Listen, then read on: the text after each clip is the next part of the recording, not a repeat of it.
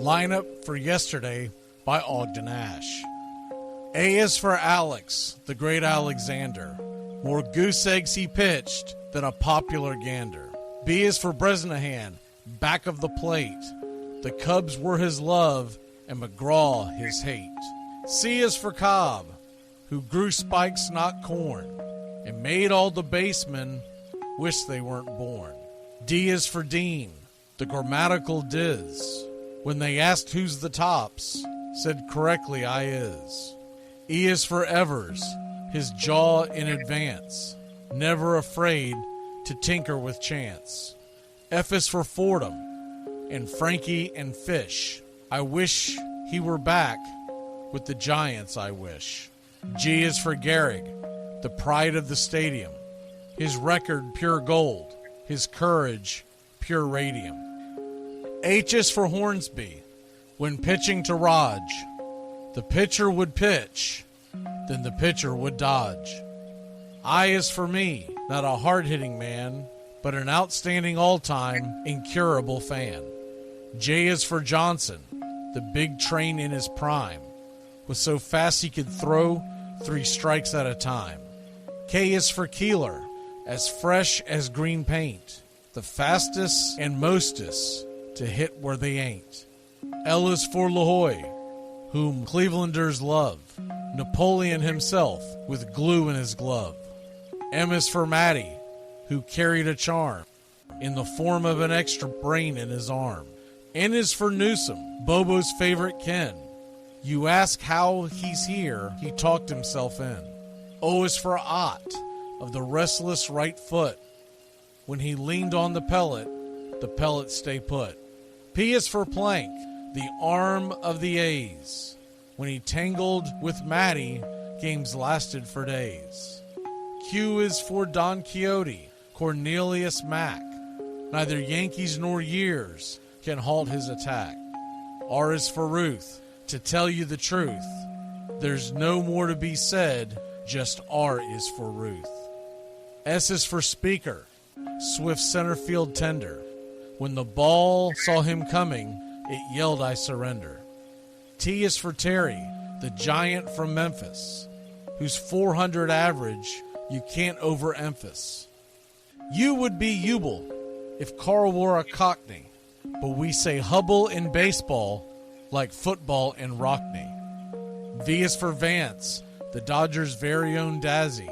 None of his rivals could throw as fast as he. W, Wagner, the bow-legged beauty, short, close to all traffic with Honus on duty. X is the first of two X's in Fox, who was right behind Ruth with his powerful socks. Y is for Young, the magnificent sigh. People battled against him, but I never knew why. Z is for Zenith, the summit of fame. These men are up there. These men are the game. Lineup for yesterday, Ogden Ash, January 1949, Sport Magazine.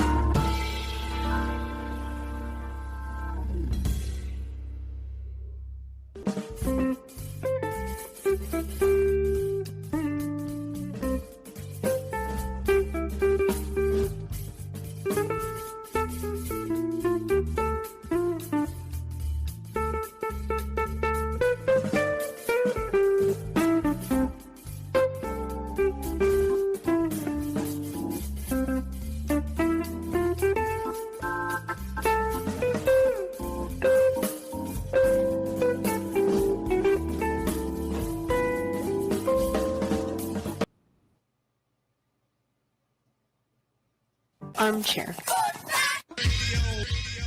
There's something kind of about a kid that's never played baseball. You can't drink like me, you can't smoke like me. So don't try and be like me. Let's party together.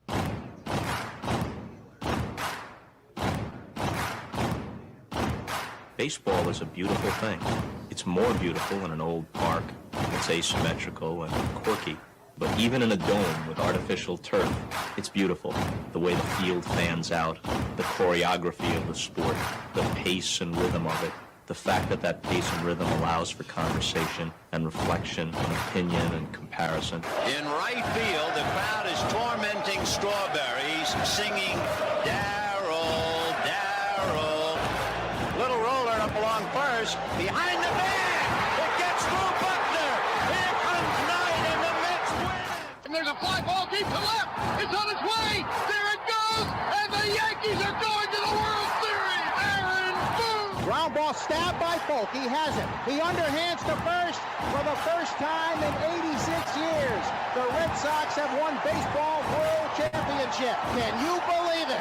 It's a pastime, something you do. It's entertainment, something you watch. And it's a shared experience, something you talk about and read about. But you can apply those same three criteria to other things. What makes baseball special is that it's the best game that's ever been devised. Smith corks one into right down the line. It may go. Go crazy, folks. Go crazy. Sure as God made green apples, someday the Chicago Cubs are going to be in the World Series. A little bouncer slowly toward Bryant. He will glove it in front of Rizzo. It's inside. And the Chicago Cubs win the World Series. Cubs win. What a lucky break. The good Lord wants the Cubs to win. How can you not be romantic about baseball? If baseball is about caring, about loyalty and rivalry. Braves fans are on their feet hoping for some kind of a bleeder or a seeing-eye single. Here's the 1-2 pitch. Fastball hit high and deep down the right field line. It's going back, back, back. Is it fair? Is it zip, boom, bam, it's gone! Ram-a-lam, ding-dong, a 3-run shot, and your Atlanta Braves have taken a 1-run lead. She's gone, baby!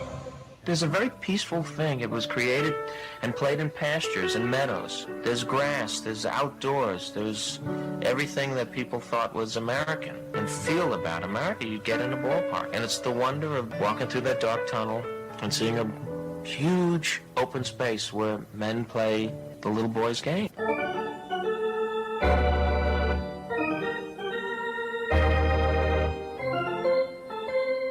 I believe in the Church of Baseball.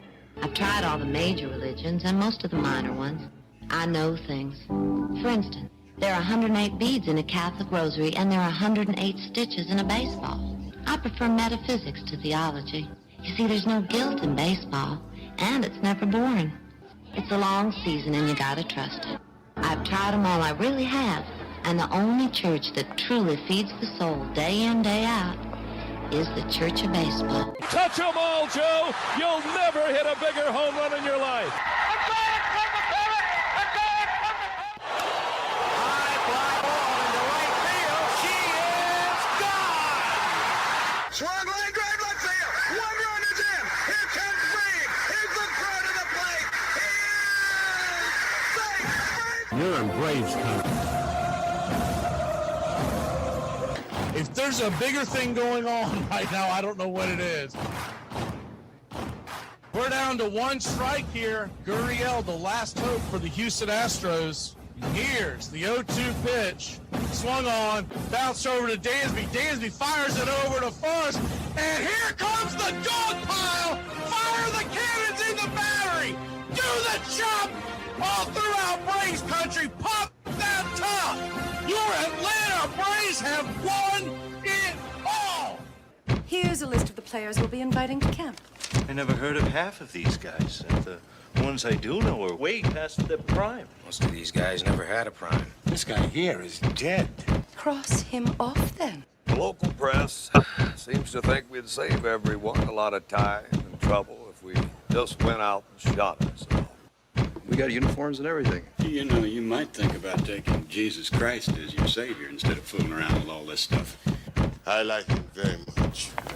He no help with curveball. You're trying to say Jesus Christ can't hit a curveball? Is this America? Is baseball But I'll tell you, these fans are great. Listen to them. Hey, way to go, Rick. All of Ohio loves you. Come on, baby. Come on, Ricky. Come on, Ricky.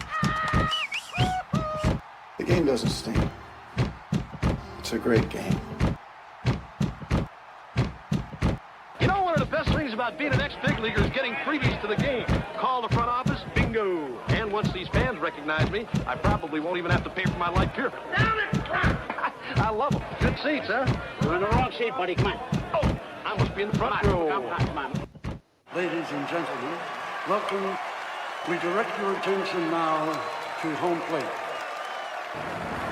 Please remain standing We call your attention to our bands here today. They will be jointly directed. And now, another fixture, our national anthem.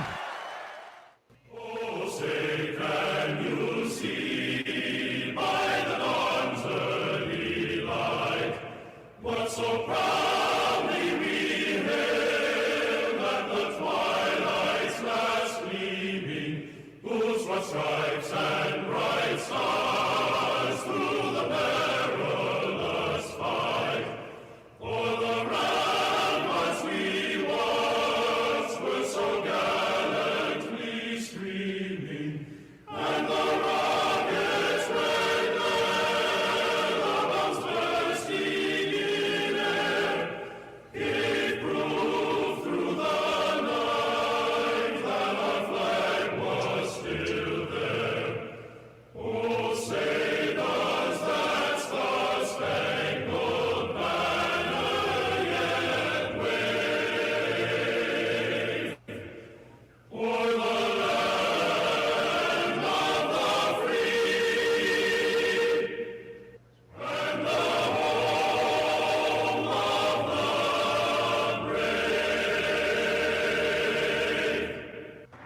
At this time, ladies and gentlemen, we'd like to introduce today's teams as participants in this historic game.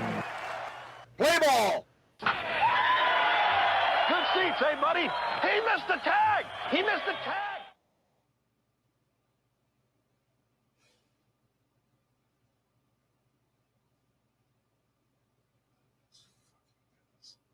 Well, the season's finally here, and the players hit the field. Hey, howdy, hi, Braves Country Radio. The Armchair Quarterbacks are back for the Monday edition beginning September 29th. We'll be reacting to the world of football from the weekend and getting you set for the week ahead. We'll also be talking Major League Baseball all October long, switching gears to the MLB free agent trade hot stove season that begins when the World Series comes to its conclusion. It's the Armchair Quarterback Radio Show, Monday mornings, 9 a.m., right here on Braves Country Radio. The armchair quarterback, he's full of beer and he's full of snacks. The all-American man with a cool one in his head. The wife. Hey, Braves Country, Mac McGee here for American Rebel Beer. America's patriotic light lager, all natural ingredients. Stand tall, be proud. The perfect beer to celebrate life, liberty, and your pursuit of the American dream. America's patriotic light lager, offering a crisp, clean, bold taste. Perfect beer to celebrate life, liberty, and your pursuit of the American dream. A beer with only 110 calories that tastes like a full-flavored beer and celebrates like freedom.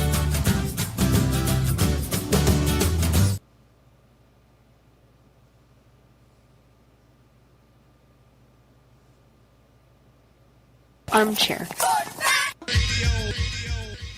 On a beer? 7 o'clock in the morning.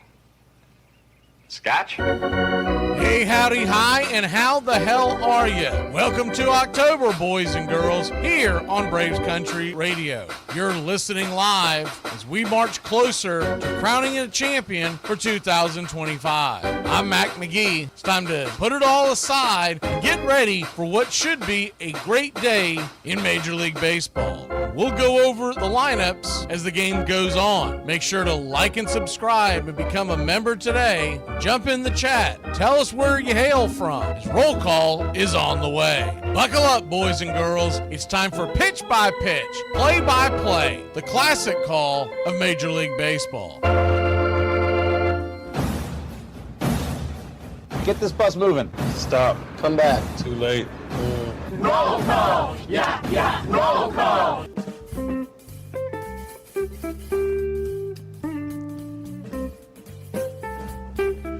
Good evening, Braves Country! Braves Country Radio, Red Sox Country, Yankee Country. Last of a, back-to-back doubleheaders. I'm Mac McGee, and I will be calling the game tonight real quick. Let's go ahead and get into roll call. If you haven't already jumped in the chat, tell us where you hail from. If not, Just sit back and listen and enjoy the ride. Good to see you, Ready 70, Richard Talley, Sleepwalking, John Winters. John, is that your actual name, or are you going off of the name of the famous comedian? Or were you named after the famous comedian? B.A. Baracus, Brian Andrews here in the chat. I know I saw John. Who else is in here tonight? See, Ready 70. Already got him. PETA, Justin Hightower, old Bubba in the house. There's John. Sleepwalking. Man, this has done a number on me. I'll tell you what. I can't even step away without seeing one of those stupid spam bots. Hopefully none of y'all are clicking on that and them getting your hold of your information. Gary the Real McCoy, good to see you. Daniel Barry. Jason chiming in, good to see you.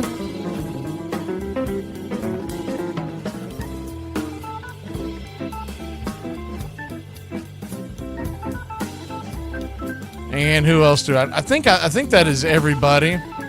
Oh, Underwater, good to see you. Braden. See if we got anyone here at the bottom.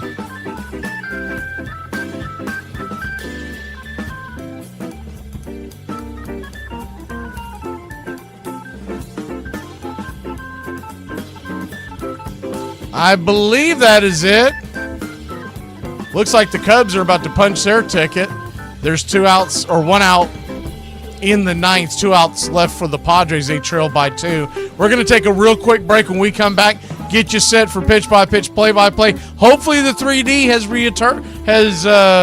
recovered, but we think we had this happen last year and it was down for the whole day, but we'll see what happens. It's down for us. It's down for everybody. We'll be back in a flash.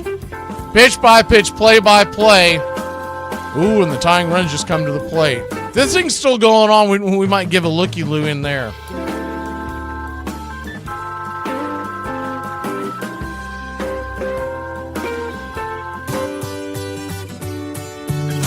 Hey, Braves Country, Mac McGee here for American Rebel Beer. America's patriotic light lager, all natural ingredients. Stand tall, be proud. The perfect beer to celebrate life, liberty, and your pursuit of the American dream. America's patriotic light lager, offering a crisp, clean, bold taste. Perfect beer to celebrate life, liberty, and your pursuit of the American dream. A beer with only 110 calories that tastes like a full-flavored beer and celebrates like freedom.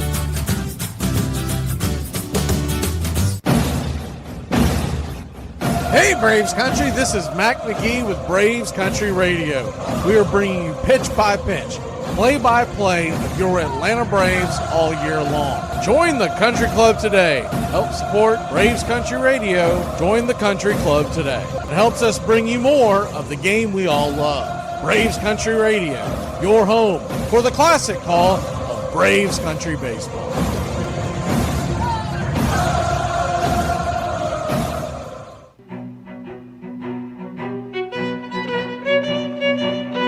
Hey, Braves Country, Mac McGee here for American Rebel Beer.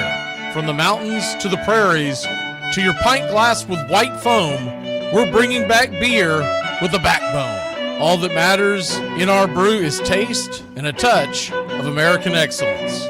American Rebel Beer, born in the USA.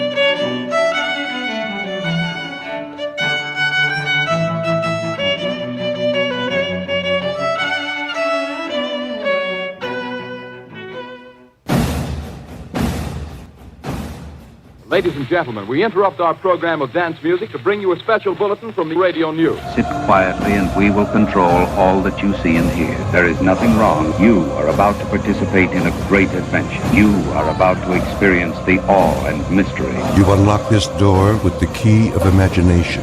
Beyond it is another dimension, a dimension of sound, a dimension of sight, a dimension of mind. You're moving into a land of both things and ideas.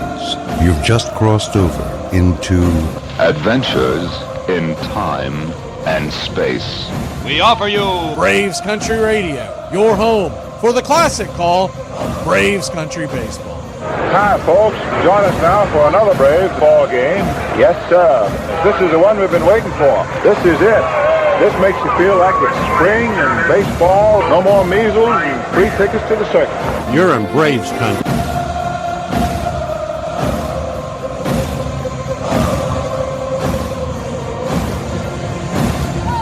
This is a reminder. Disorderly conduct will not be tolerated. Please respect your fellow fan and refrain from any unruly behavior. Failure to comply with these guidelines will result in ejection.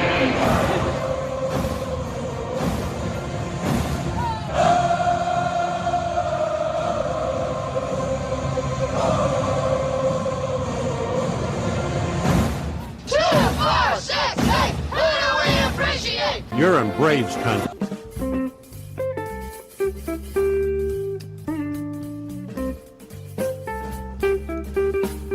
Good evening, y'all.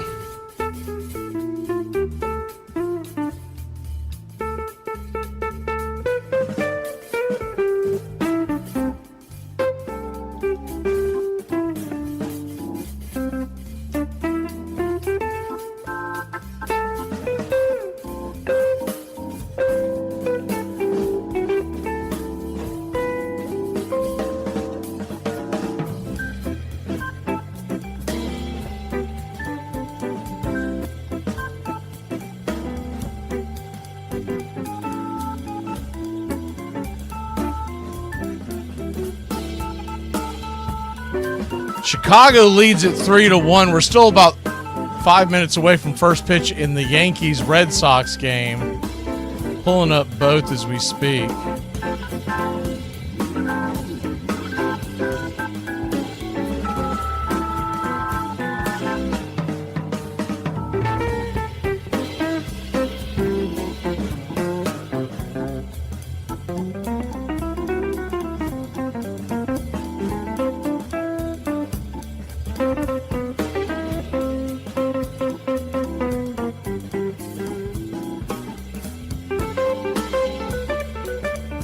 It's 3-1 Cubs over the Padres, and they have brought Kittredge in to try to close the game out. The Padres do have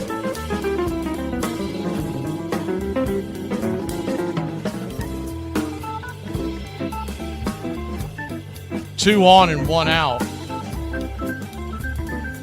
I'm trying to pull up the. I knew ESPN would screw this up. It's just a given they're going to screw it up. They don't have a backup plan on where they're putting the Yankees game.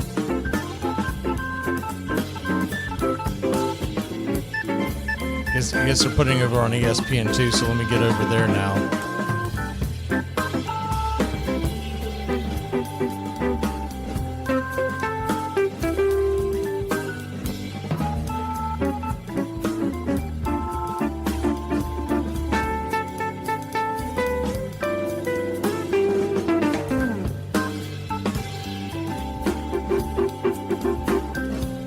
Grounder up the middle, and did they get him? They got him, but the Padres, as I'm trying to get y'all caught up here as we're getting ready for Yankees Red Sox, that's going to take precedent, but I did want to give y'all a heads up on what's going on in the other game.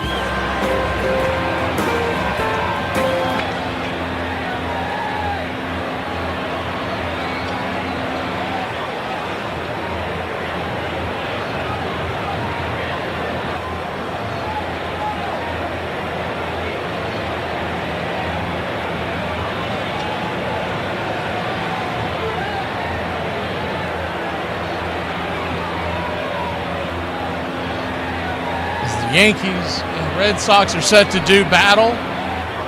I knew ESPN would screw this up. They can't. They freaking can mess up a one-man band. Bunch of idiots, and they're taking over Major League Baseball this year. Great. Can't wait. You go to their site, you know the first thing that pops on is a freaking preseason hockey game. Who gives a damn about that going on in October?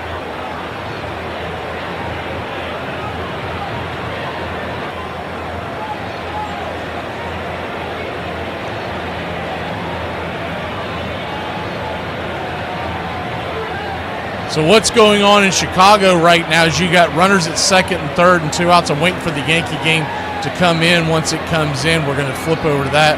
But I'll go ahead and get you caught up. And we are keeping an eye on the 3D, see if they fixed it. I'm not banking on it, but we'll see what happens. Pitch on the way from Kitchers is swung on and popped up high, and that should do it. The Chicago Cubs, PCA underneath it, and the Chicago Cubs head to Milwaukee to take on the Brew Crew. 3-1 win. They win the series 2 games to 1.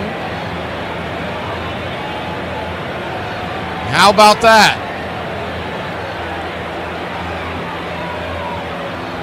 So the Cubs, who were the series favorite, beat the Padres. And you know, a couple of months ago, if you would have asked anybody, you would have said the Padres would have been the series favorite, but they just kind of played with their food down the stretch, and their starting pitching was downright atrocious. And they had to rely on the bullpen, which is pretty good, but that offense for San Diego, what happened there? I mean, they have absolutely not shown up in that series. And so they head to Milwaukee, and we are heading to the Bronx.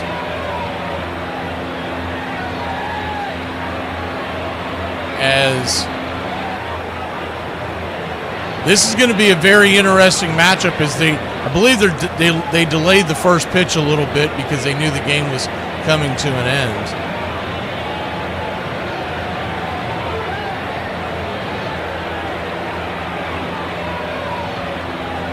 Cam Schlittler, I'm just calling him Cam. I'm going to be honest with you.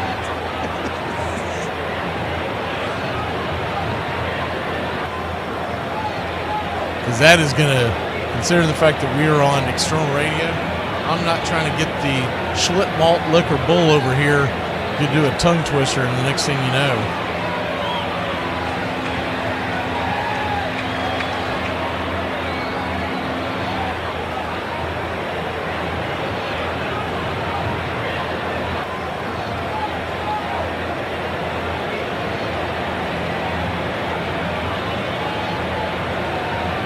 All right, we're just about set.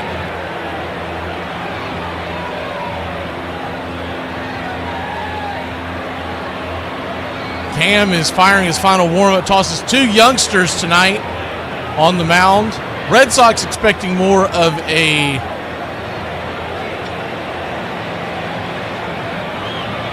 bullpen game. We'll get into their starter here in a second.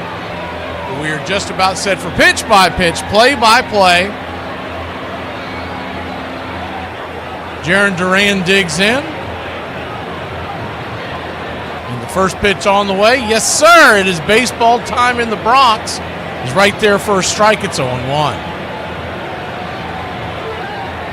The 0-1. Jaron Duran batting .774 on the year on the OPS.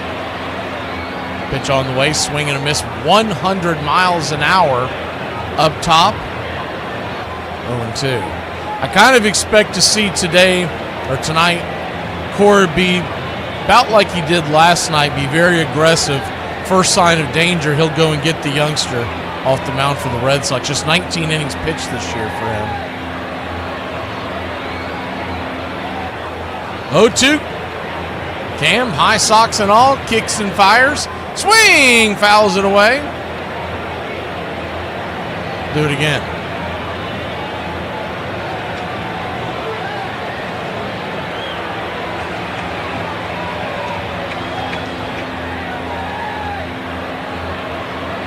Oh, 2 count. Kicks and delivers. 100 miles an hour out of the zone. 1-2.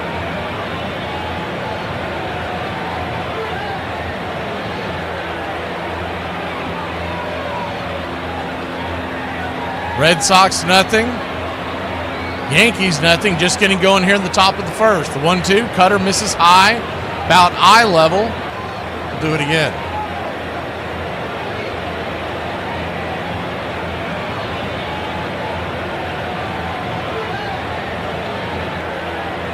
The 2-2. Swing. Little soft line drive over to second.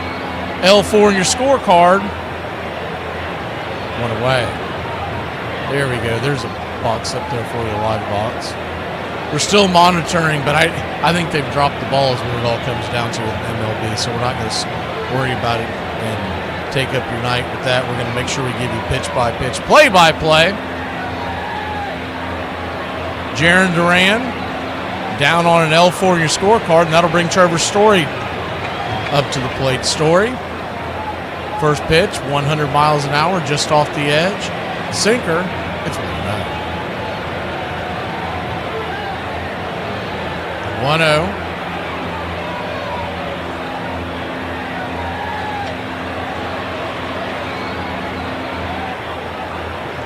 High and out of the zone, 2-0.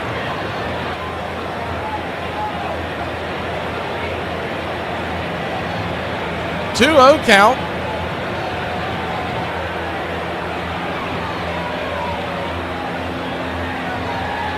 .99 miles an hour right there at the knees, 2-1.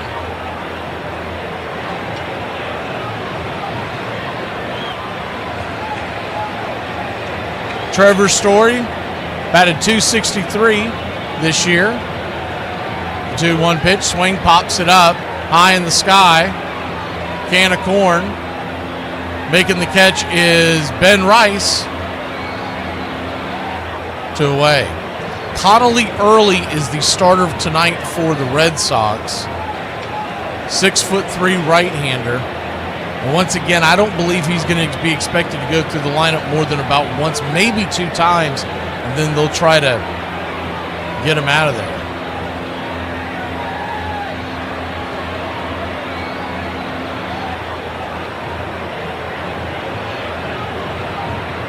First pitch on the way is 100 miles an hour, four-seam fastball. Alex Bregman, who's 3 for 7 in the series, it's 0-1.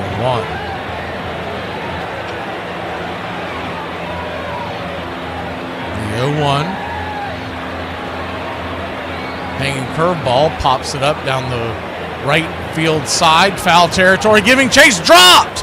The ball is dropped by Ben Rice over the shoulder attempt. So Bregman gets extra life. Difficult play. 3 defenders were converging on it. Jazz, Rice, Judge really had no chance. He was pretty far away. The ball hit him right in the glove. But he was going over his shoulder. We've seen that so many times, how well Matt Olson did that over the season. You kind of get spoiled. I mean, it really is a tough play to make. So there won't be an error because A, tough play, B, it was in foul territory. Cam misses high and out of the zone. It's 1-2.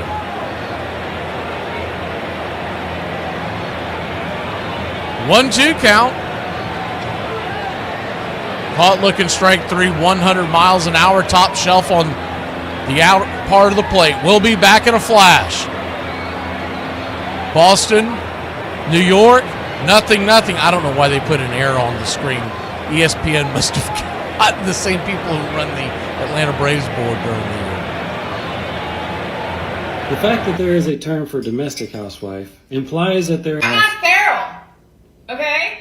The Minnesota Twins have a lot of fans, but it would be their biggest fan that would propel them to World Series victories in 1987 and 1991. Dick Erickson worked at the Metrodome from 1982 until he retired in 1995. In 2003, he admitted that he adjusted the ventilation system during the late inning of close games in an attempt to get baseballs to carry farther when the Twins were up to the plate. And that's not all. He also claimed the fans behind home plate were turned on when the Twins were on offense. So when did one of these incidents occur? Look no further than the 11th inning of Game 6 of the 1991 World Series. Kirby Puckett is up at the plate with the fans blowing out. Next thing you know, we're headed to Game 7. And don't think that other teams weren't suspicious. One manager went as far as to say there was a breeze blowing out when they were on defense and a breeze blowing in when they were on offense. In the 13 years he was employed by the Twins, they only had a losing record at home 3 times. Even crazier, the Twins were 8-0 at home and 0-6 on the road during their 2 World Series appearances in 1987 and 1991. So do you think the Twins were aided by the air conditioning and the fans during their 2 World Series runs? Or do you think the former superintendent was blowing things out of proportion?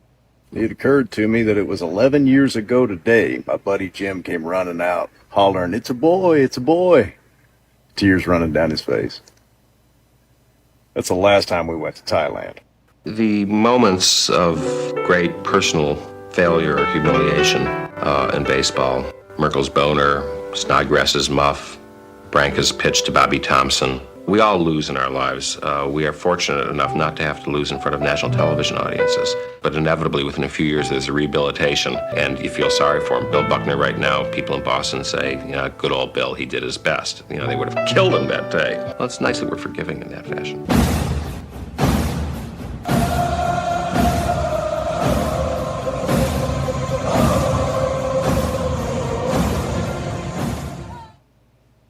Welcome back.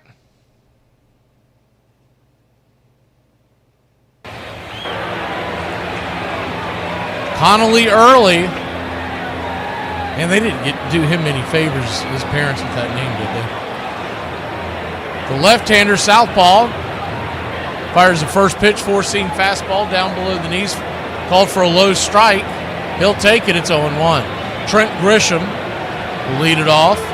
He'll be followed by Judge, Bellinger, and Stanton, Rice, Rosario, Chisholm, and Volpe. The 0-1 pitch. 95 off the plate. Did not get the call that time. 1-0. Left to right across the outfield for the Boston Red Sox, it's Duran, Rafaela, and Abreu around the horn as the 1-1 pitch. Drifts a sweeper inside. 1-2. Round the horn left to right, it's Bregman, Story, Gonzalez, and Lowe. Narvaez is once again behind the plate, and early on the bump.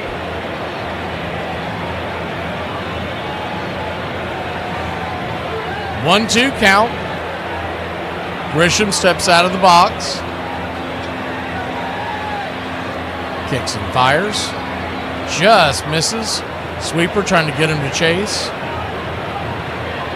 Ball 2-2-2.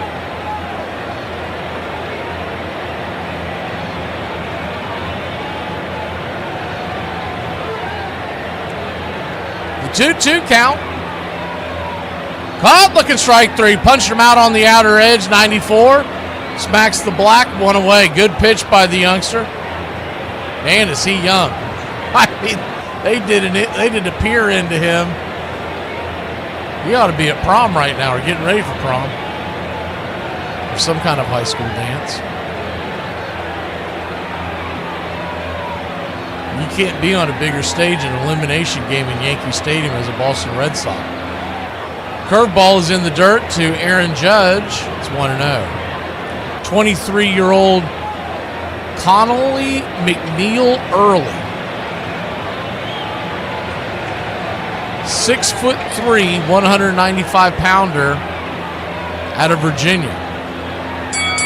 Played his college ball for UVA. The pitch on the way to Judge is swung on and popped up high into right center field, drifting in, making the catch as Abreu on the run, and quickly 2 down. He was drafted by the Red Sox in 2023 in the 5th round. Remember, they've dropped it at that point. They bumped it back up, but there for a few years that they had knocked it down to 5 rounds. First pitch on the way.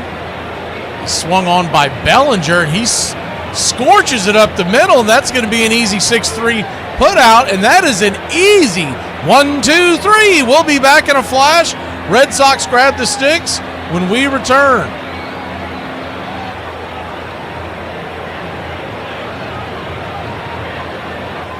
All right, Carter, you got 25.87.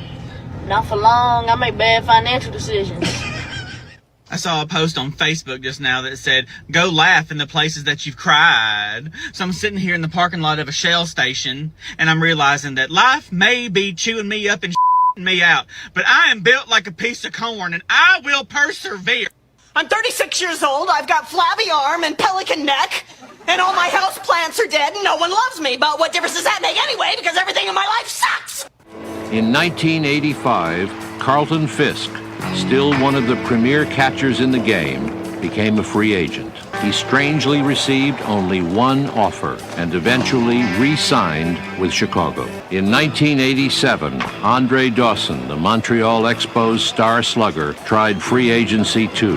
No one wanted him. Jack Morris, the winningest pitcher in baseball during the 80s, filed for free agency that same year. He received no offers and was forced to re-sign with the Tigers. The owners got together in 1985 and decided to form a conspiracy under which they would break the free agent market by agreeing that no team would ever make an offer to a free agent. It was in violation of their contractual commitment.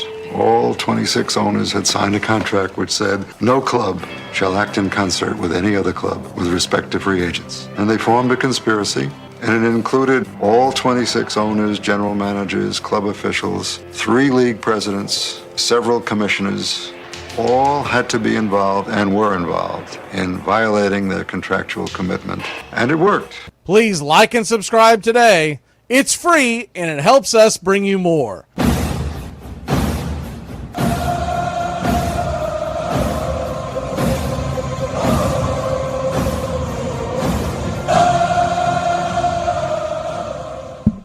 Welcome back.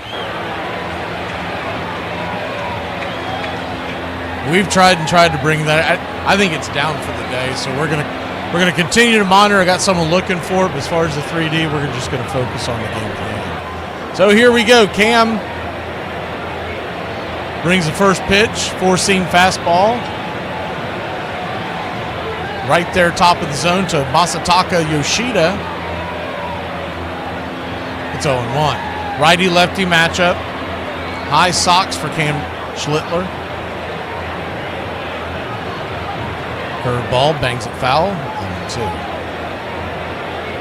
0-2 count.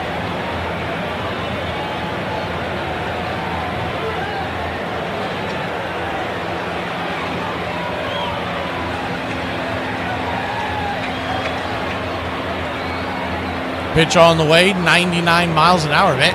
So I had this guy on one of my fantasy team this year, and I would see his stats, but I don't recall ever seeing Cam throw. This guy can bring it. I knew he had decent numbers, but I didn't realize he is sizzling it. 1-2. Outside, high and wide. 2-2.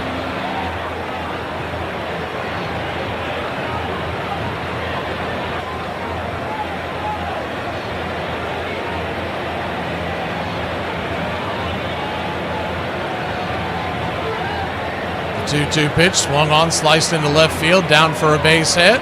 And the Red Sox got something cooking here to begin the second inning.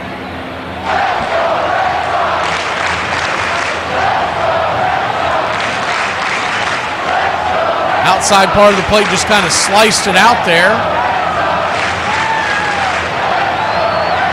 Dumped it right in front of Bellinger, and Yoshida, with good speed, stands over at first base.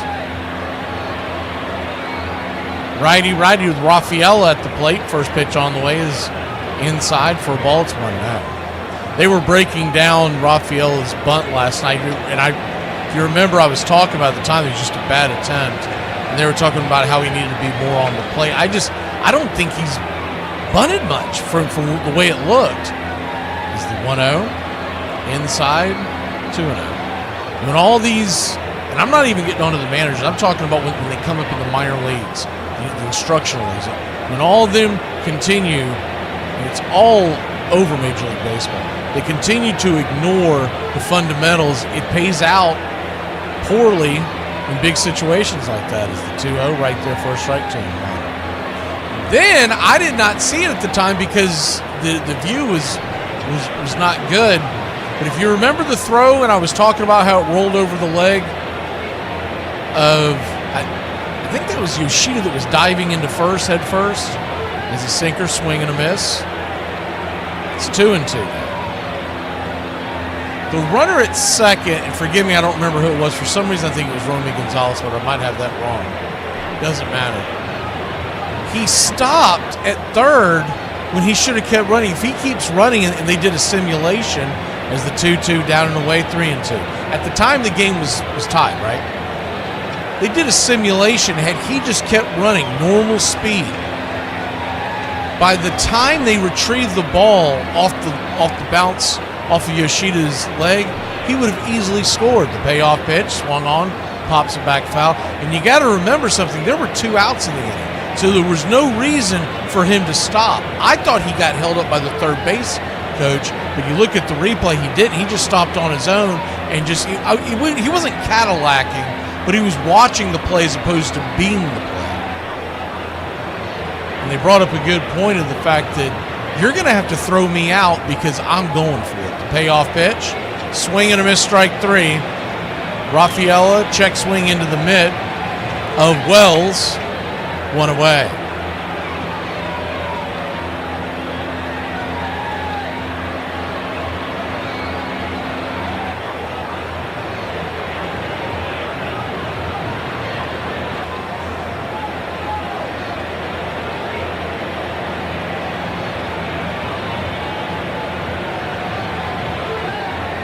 So 1 on and 1 out, and Cam will flip it over to first real quick to keep Yoshida close by. He was leaning a little bit. Kind of expecting him to take off. Nathaniel Lowe, your batter. 0 for 3 in the series. He does have 18 home runs on the year. First pitch, 99 up top, kind of a half check swing. Called for a strike. It's a 1.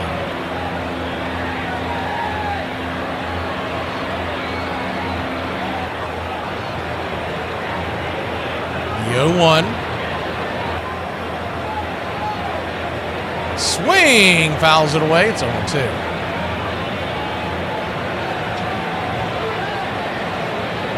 Sox nothing, Yanks nothing. We're just getting started here in the top of the second inning. Elimination game in the Bronx. Fans on their feet. Yoshida leaning. The 0-2 pitch. High and inside. Little chin music. 99-mile-an-hour four-seamer.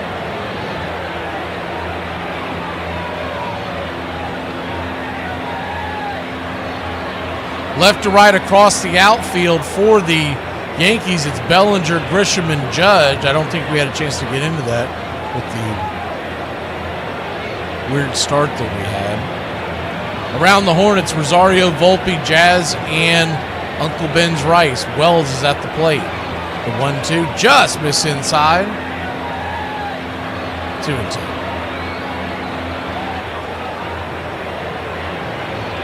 So a 2-2 count.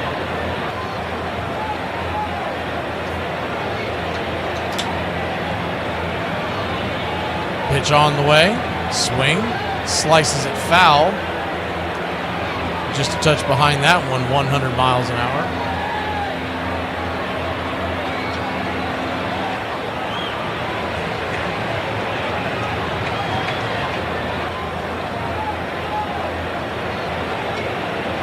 The 2-2 count. Kicks and fires. Swing. Fists that one back foul. Cam Schlittler. That's just a terrible last name. Someone needs to change that one. 6'6", 225, 24-year-old. Out of Massachusetts, Walpole, Massachusetts. The 2-2. Punched out at the knees, called for a strike.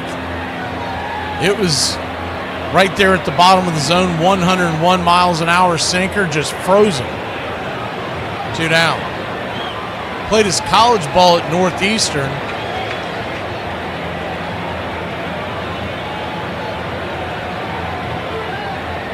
Thing about this Connolly early for the Red Sox, he played for the Virginia Cavaliers And they were really humming, so he should be used to big-time spots. It's still a little shocking to see him pitch that well in the first inning because this is the biggest of spots. First pitch misses down below the knees to Narvaez. It's 1-0. The 1-0. 99 misses outside wide. Ball 2-2. Narvaez, he's got pop 18 home runs on the year. Righty-righty matchup, 2 outs. Yoshida will be going on contact, so anything that gets down in the gap could score. The 2-0. Chopped over to short. High throw, but not a hard throw, and the catch is made over there by Rice. Man, I don't know how that thing came down in time. We'll be back in a flash. 0-0. We're in the Bronx. Red Sox, Yankees. It's just a long string of very bad luck. And I don't know what kind of carnage I inflicted in a past life to deserve it. I must have been Dracula or a spin instructor. They make jokes about you drinking, like I make jokes about Ed. Can I? That's may I. May, excuse me. You were dangling a participle, and I just wanted to... Well, I'll wear a long coat and nobody will notice it. So you mean to tell me that I'm nobody's TikTok crush? Whatever, I don't care.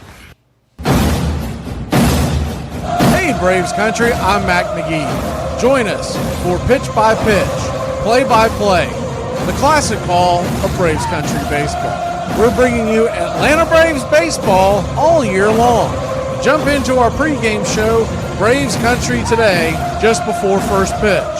Stick around for the postgame show, Braves Country Tonight, where we will open up the phone lines and react to your calls or your comments all year long.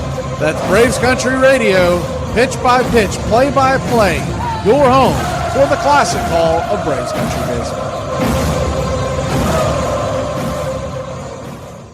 Over a period of 3 years, 1985, 6, and 7, and possibly into 1988, they managed to have a airtight conspiracy. The union took the case to arbitrators, and after thousands of hours of testimony, Major League Baseball was found guilty of collusion.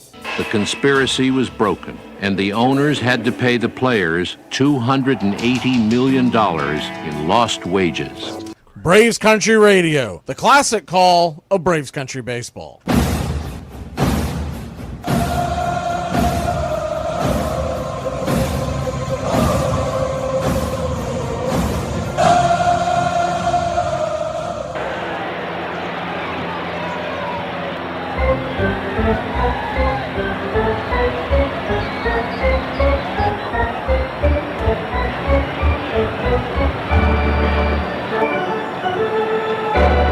Welcome back. Left-hander Connolly early fires the first pitch in there to Giancarlo Stanton. A slider inside for a ball. It's 1-0. 1-0. Brings it. Swing and a miss. 99. Pumping it right on the outside. 1-2.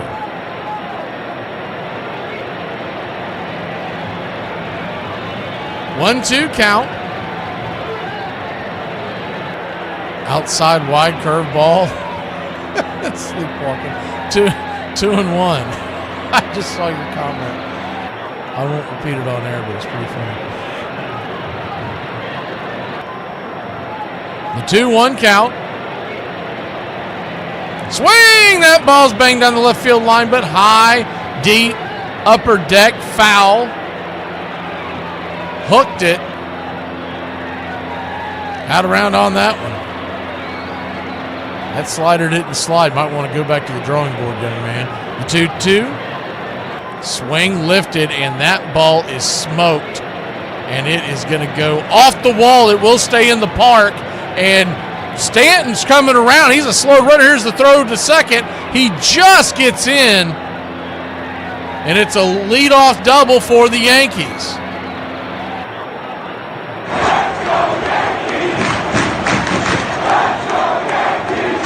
Threw that slider once again.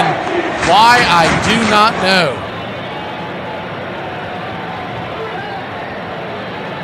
That Bender, he was not fooling him at all. That might have been his curve, but he was not fooling him at all. Thankfully, and he was Cadillac, and he was lucky he did not get thrown out because he is a tortoise on the base paths. He was jawing to the first base dugout of the Yankees, celebrating, and then realized that ball had a lot of topspin on it, and it smacked up against the wall. Ben Rice, the batter, first pitch, lefty. Right there, first strike, it's 0-1. The 0-1.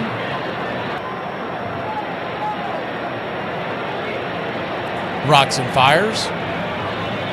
Swing and a miss. 2. Yeah, that was some. Yeah, he was in a home run trot. And he goes, uh-oh, Raggy, better get to two-stepping over here. The 0-2 pitch, 95, four-seam fastball.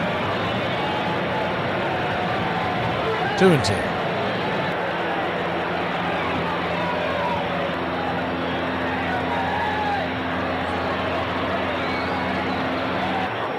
Connolly looks back over his shoulder, brings it, swing, chops it, just foul.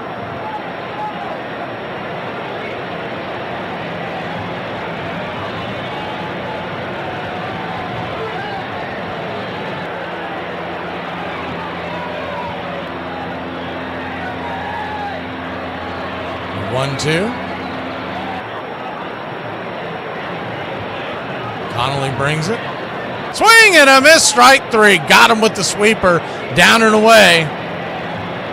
Second strikeout of the night for the youngster. 1 away. Good pitch.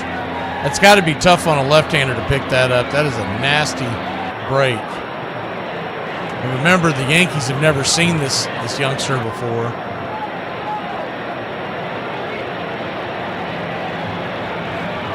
So runner at second, still only 1 out. First pitch on the way is a slider down and in. It's 1-0.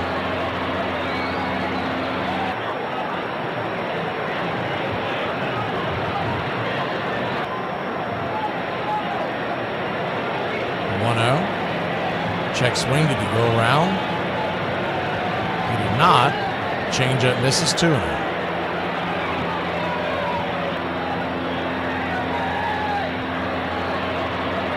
2-0 count. Somebody's going home after this game.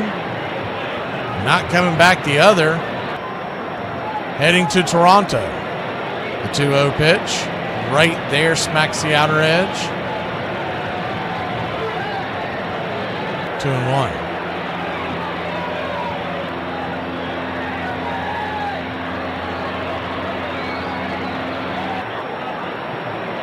Two-one count. Swing, chops it down the line, foul.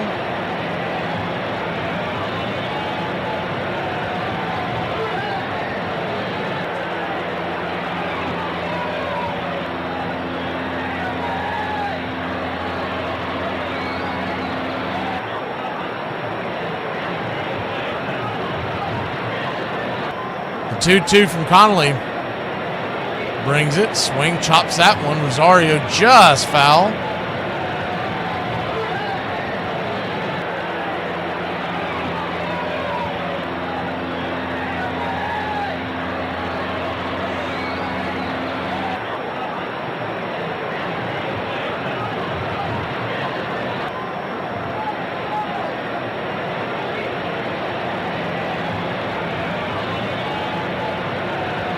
The 2-2, swing, pops it up. Jammed him a bit inside. Who wants it? Calling off everybody. Abreu, he'll make the catch. And 2 away. I'll tell you something else. Stanton's getting a huge lead because he does not run well. And I don't know what kind of pickoff move this youngster has, but he ought to really thinking about trying to sneak Gonzalez in, Romy Gonzalez from the second base side, because he's getting a big lead. And it's not a huge lead for someone who runs well, but for someone like Stanton, who's, let's be honest, he's Frankenstein at this part of his career. He gets a quick flip over there. He could get him. And you understand why he's doing the big league, because he's trying to cheat towards the next base as the sweeper bounces off the glove. And Narvaez to start the at-bat versus Jazz Chisholm. It's 1-0.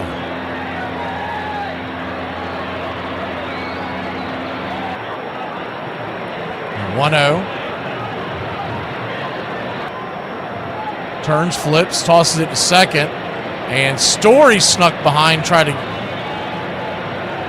catch him napping. So they did make some kind of an effort.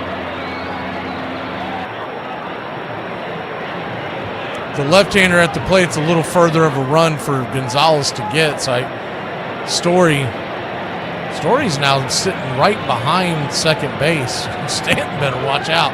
The 1-0, right there, good sweeper right there at the knees. 1-1.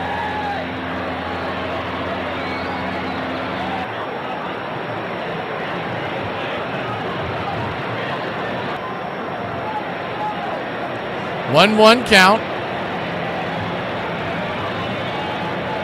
Swing and a miss. 95 up top. 1-2.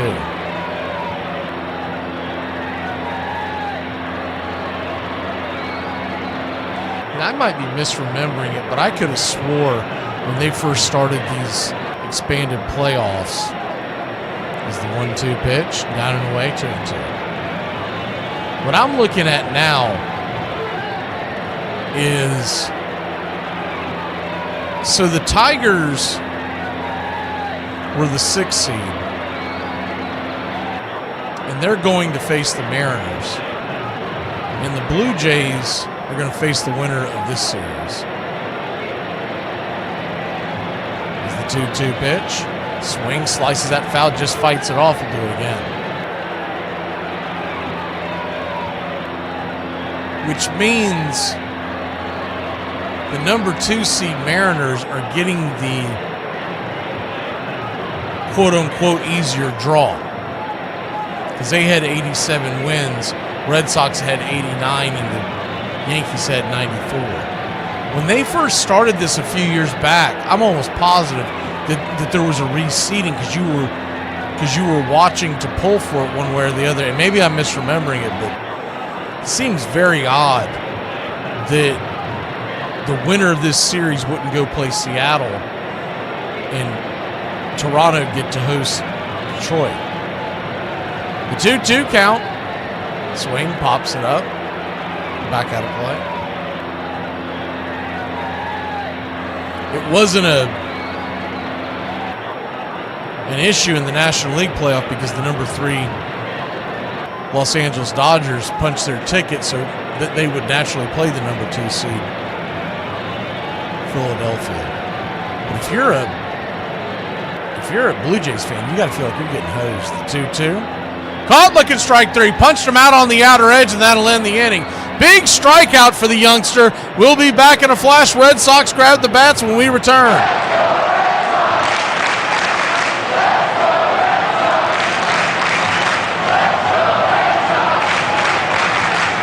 I tell you right now, Christmas need to slow down. I only got $8.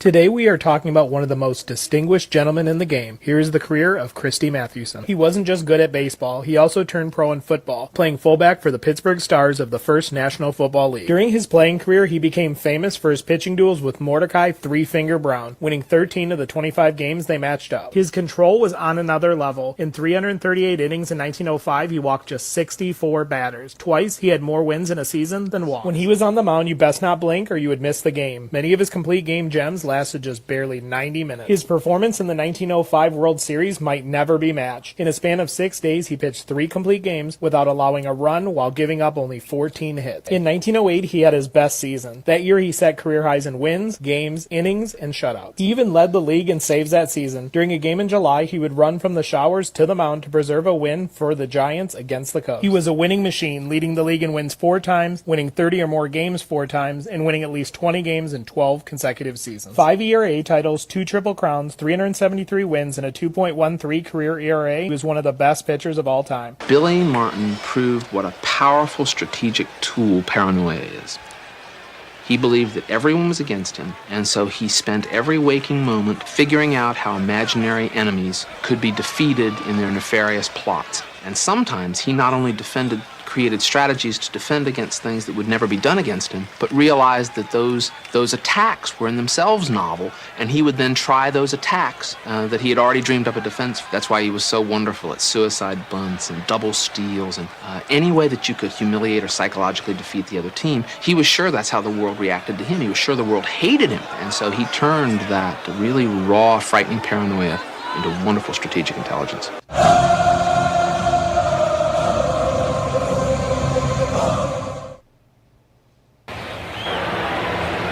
Welcome back.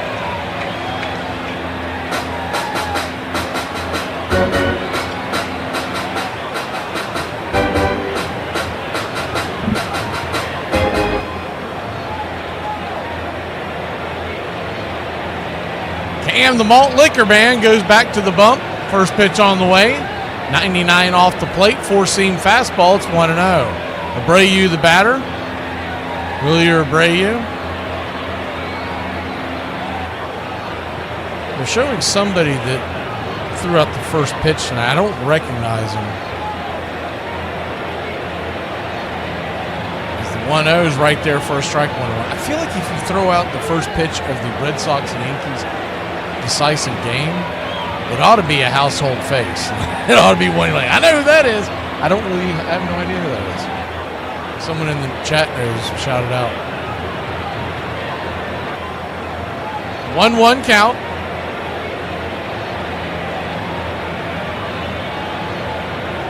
Smack just missed the outer black.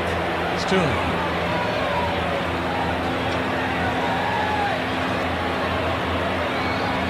The 2-1 pitch. Swing pops it up. Got underneath that one.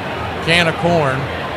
Rosario makes his way onto the infield grass. Makes the catch. Put away.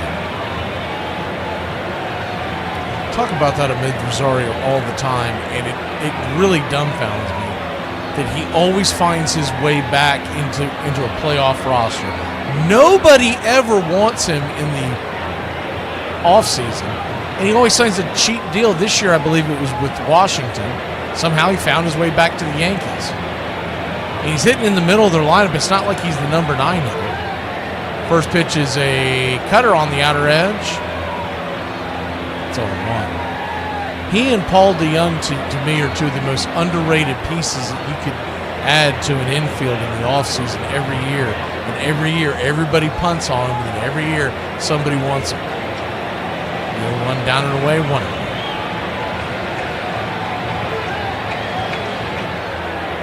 1-1 count. You hear the same thing every time. Oh, his analytics aren't that great. Can't sign him. And then he goes up, puts up solid numbers. He's never going to be a cleanup hitter. There's the 1-1 right there at the knees. 1-2. But he is a utility knife. You can put him all over the infield. He can even play corner outfield. At one point, he was a candidate to play center, but I think those days are probably gone. 1-2. Swing and a miss. 100-mile-an-hour sinker. We got ourselves a heavyweight fight between two youngsters. 4th strikeout on the day for Schlittler. Early sitting with 3.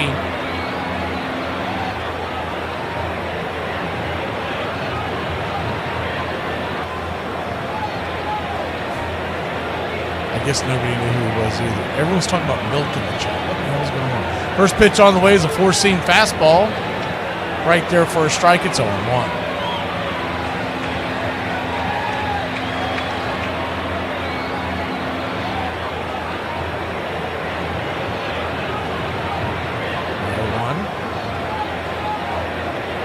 Curveball.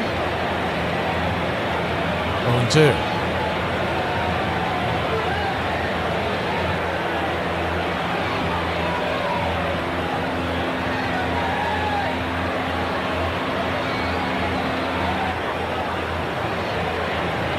The 0-2 count, swung on, popped up down the left field line, and out of play. Jaron Duran back to the top of the order here with 2 outs. If you're just joining us, you haven't missed much. Both teams with 1 hit.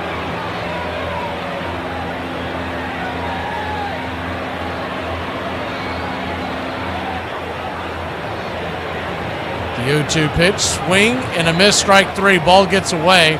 They'll toss it up to first base. Duran out by several steps, and that'll end the inning. Another shutdown inning by Cam. Yankees will grab the bats when we return in a scoreless tie.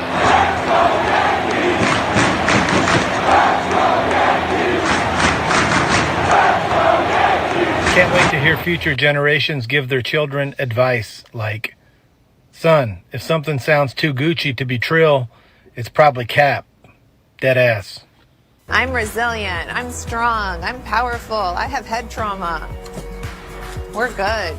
Ever thought of getting a partner again? Oh, no. No, I tried Linda Lovelace, but she said she had it up to here. I didn't know that. She didn't want to be with me. She just got divorced this week. Did you know that? Oh, I want to wish her or whoever gets her a lot of luck. Inside smells like up dog. Inside smells like up dog? Yeah. What's up dog? Not much. What's... Most people have not fully understood what that collusive effort meant. That it was an agreement not to improve your team. It was an agreement that no matter how important these free agents are, superstars available to improve your team, to fill in holes on a team that could otherwise be a pennant contender, it was an agreement you will not, under any circumstances, make an offer to a free agent no matter how good he is. And that is really a conspiracy to fix the pennant race. And I think that in terms of scandalous proportions, that collusive conspiracy really was far worse than what is generally conceded to be the worst scandal, the Black Sox scandal, involving 8 players. This involved all 26 owners and all their officials, and not for 1 series, but for 3 consecutive and possibly 4 years. Thank you for listening, liking, and subscribing to Braves Country Radio, your home for the classic call of Braves Country Baseball.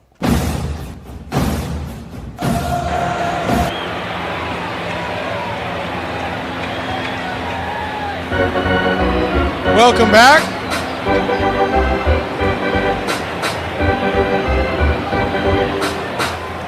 Yeah, Charlie, every time we see them, we block them on our end, but it's just new ones coming in every time, so you can't really stop them because they create new ones. First pitch on the way to start this inning is a 4-seamer, misses inside to Anthony Volpe. It's 1-0. Lefty-righty matchup, the 1-0. Changeup misses off the edge.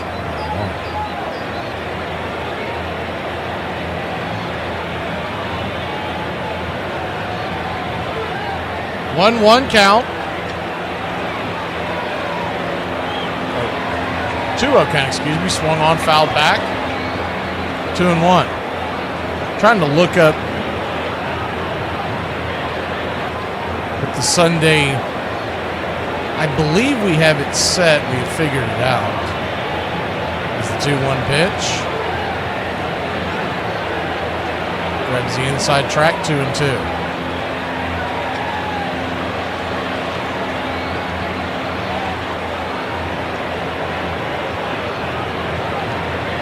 The 2-2. Swing and a miss, curveball, nasty pitch. Yak! 1 away. 4 strikeout on the night for early.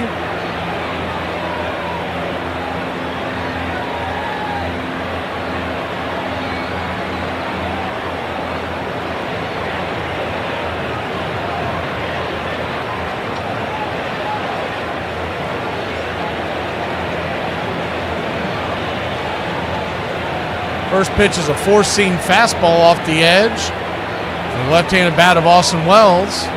It's 1-0. 1-0.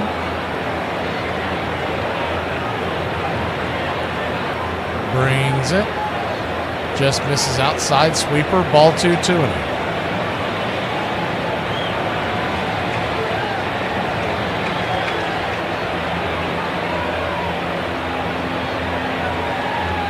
2-0 pitch, 93 miles an hour, smacks it up top, 2-1.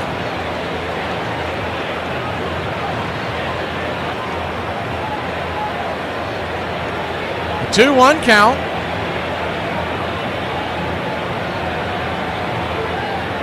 Welcome in, David.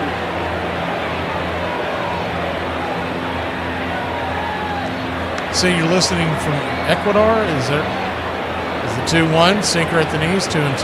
I don't know if I read that correctly. The screen moves pretty quickly. Wherever you're listening from, welcome in.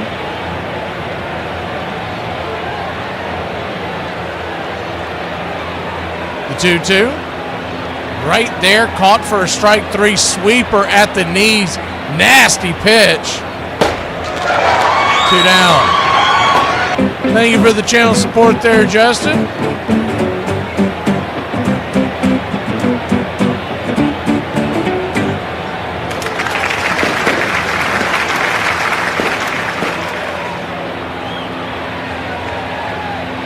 The 2 down and lefty-lefty matchup. Trent Grisham's first pitch swinging. He'll hammer it into right field, through for a base hit, and it's a 2-out single for the Yankees. 101 miles an hour off the bat.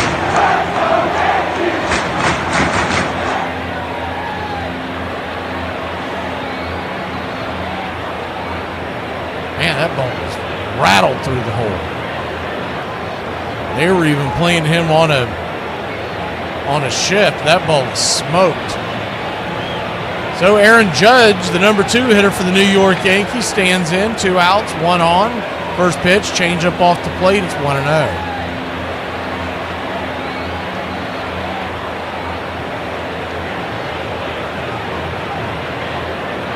From hell or high water, we're going to bring you game 2 of this series. Just trying to figure out when it's going to be. I believe it's going to be the mid-afternoon game on Sunday. 1-0. Right there at the knees. I think instead of this series, what I meant was the winner of this series playing Toronto.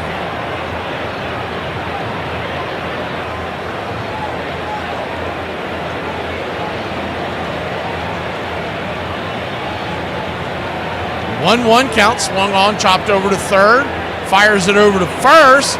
Bregman to low, and that'll end the inning. So we head to the top of the 4th. Red Sox will try to crack on the board when we return. I ain't even gonna lie, y'all. As soon as my direct deposit hit, my taste buds be allergic to everything that's in my refrigerator. Hey, Braves Country, this is Mac McGee with Braves Country Radio. We are bringing you pitch by pitch, play-by-play of your Atlanta Braves all year long. Please like and subscribe today. It's free, and it helps us bring you more of the game we all love. Braves Country Radio, your home for the classic call of Braves Country Baseball.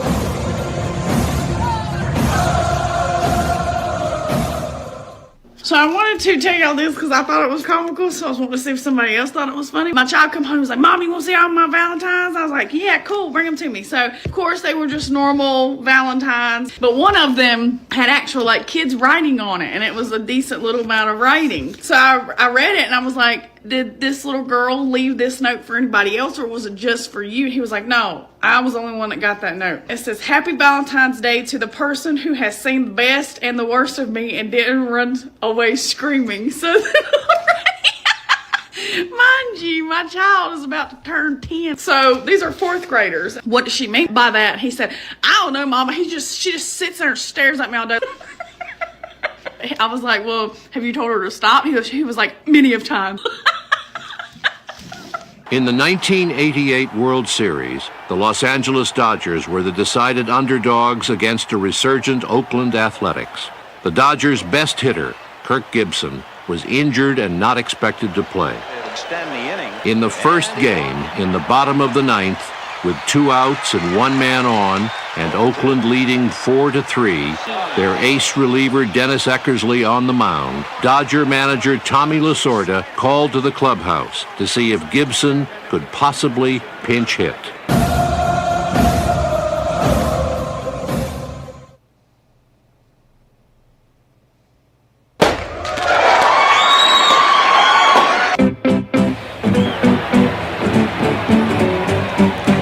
you for the channel support, PETA and Willis. We head here to the top of the fourth. 0-0 your score.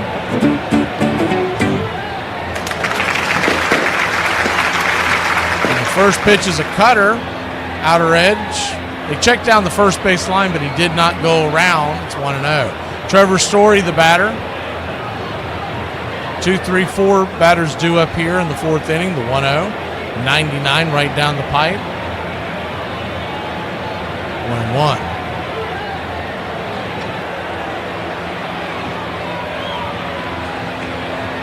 The 1-1 count. Brings it. Check swing, curve ball, went around. 2-1.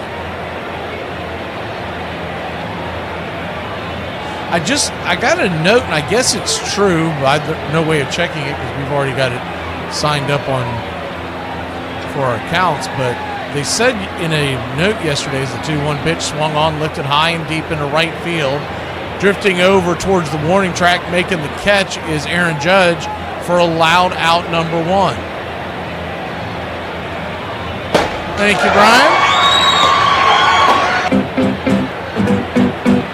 But they said starting October 1st, which was yesterday, obviously, that you can now sign up via iOS,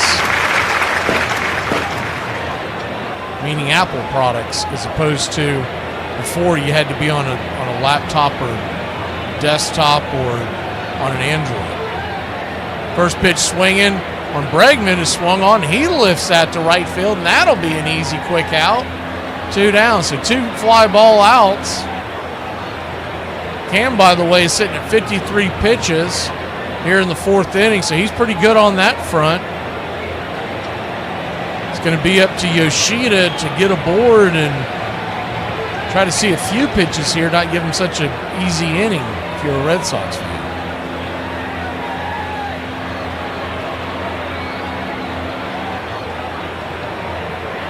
First pitch to Yoshida is 100 miles an hour. Fastball up top. It's a 1. The 0-1.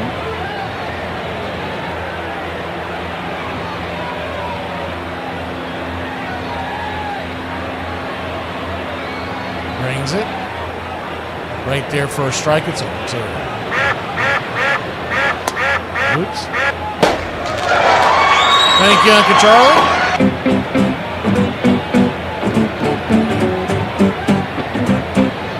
The 0-2 pitch in the dirt, cutter, 1-2.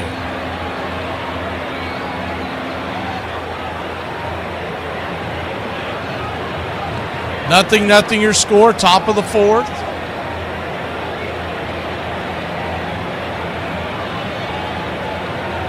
Pitch on the way, swing. That ball's going to get sliced into center field. Cutting it off is Trent Grisham. And Boston's got one on with 2 outs. Yoshida works the board. You're a starting pitcher in the fourth inning. You want to be around that 60-pitch mark. He's sitting right there at 58.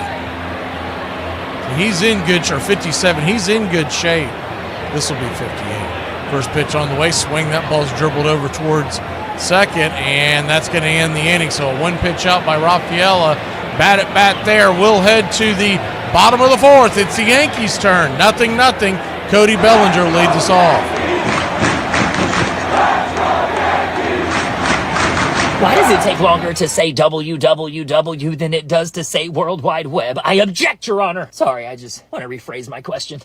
Why does it take longer to say the abbreviated www than it does to say the not abbreviated World Wide Web? I object again, Your Honor, and I move to strike. Listen, aren't acronyms supposed to shorten our phrases, not make them 3 times the syllables? What is going on with W? And why is it the only letter in our alphabet with a word in it? How'd you end up at the kids' table? We couldn't find the leaf to expand the dining room table. Is it true you had a cooked turkey delivered? Look, cooking a turkey is a point of pride for me, but once I realized that I've never been proud of a turkey I've made, I figured it's time for a lineup change. And how was the turkey? Dry. You had multiple uniform changes throughout dinner. Spilled wine on myself, celebrating a touchdown. You were watching football during dinner? I'm sitting at the kids' table. What'd you do with your extra 6 hours? I did make my own cranberry sauce, which didn't get touched. There are some reports about heavy heartburn. Yeah, I don't think it's very ideal to be eating such a heavy meal sitting in a position where your knees are next to your ears. I'm in the corner of the Dodger dugout anticipating that I'll be doing a losing interview. I'm standing just in front of the runway, and I can see Ben Hines, the Dodger batting coach, being dispatched by Lasorda into the clubhouse to check on Gibson. Then I can hear Gibson taking practice swings with a ball being placed by a bat boy on the tee and Gibson hitting into a net, and I can hear the grunts of pain coming from Gibson with every swing. Thwack! Thwack! And I'm thinking to myself, gee, if this guy is going to drag himself out here and hit, we've really got the stuff of legend. And Hines comes walking back, and like in a B movie, he passes Lasorda and says he thinks he's got one good swing in him. I'm thinking, who's writing this script?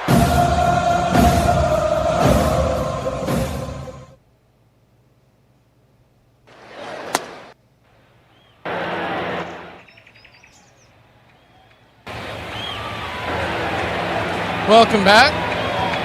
You know, the one thing I'll never get used to and never like in today's world of sport is the first pitch on the way from early. Lefty-lefty matchup, Bellinger versus Early. Inside misses 1-0. The dopey interviews with the managers in between innings, the 1-0. Right there for a strike, it's 1-0. And I get it. The manager are contractually obligated to do it. I get it. But it's just asinine.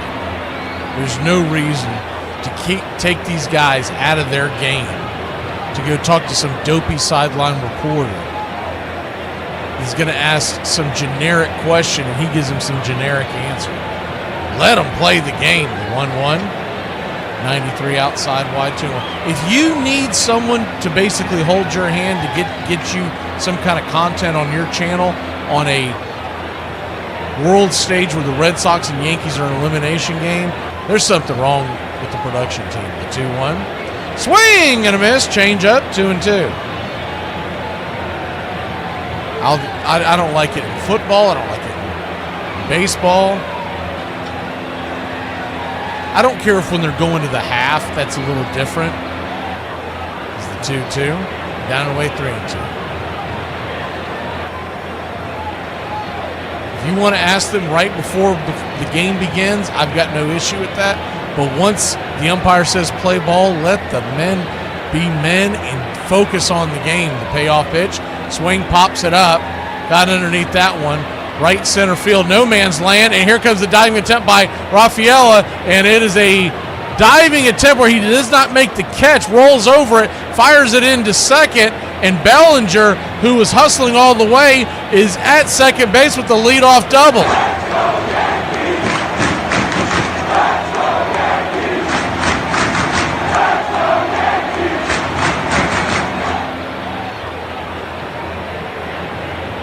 There you go with that.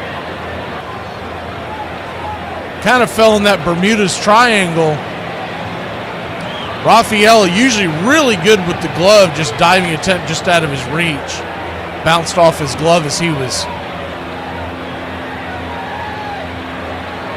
face first heading towards right center. First pitch to Stanton, who plowed one up against the wall his first time up.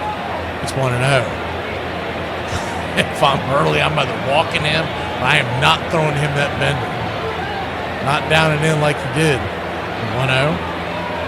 94, smacks the black on the inner track.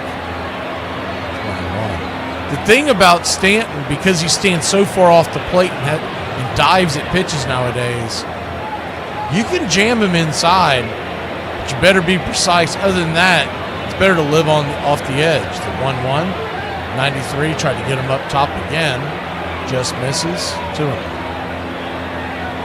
2-1 count, big spot here in the game. Runner at second, the go-ahead run.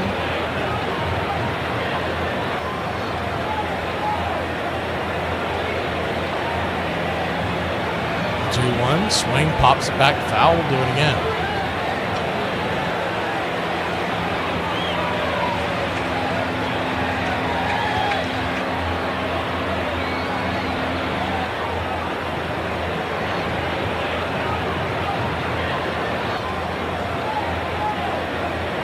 The 2-2. Check swing. Did he go around? He did not. He held up. So a full count now to Giancarlo Stanton. Ben Rice standing on deck. Rosario in the hole. Bellinger at second. The pitch. Swing. Chops it foul. Off his foot. Rolls away. Do it again. Full count. Early, by the way, 57 pitches in. A little north, but it's not a big concern because you know this is going to head towards the bullpen soon. The payoff pitch. Inside, just misses, ball 4. So he'll head on down to first.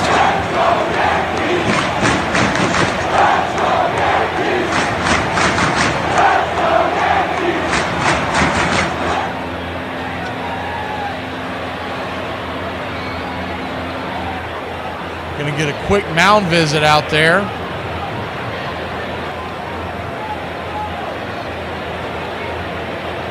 Looks like that's Andrew Bailey, the pitching. 0-0 your score, but a big spot here.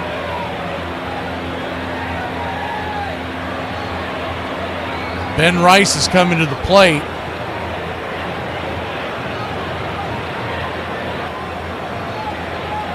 Dangerous left-hand bat, but you do have a very slow runner at first. And then, of course, Bellinger with good wheels at second.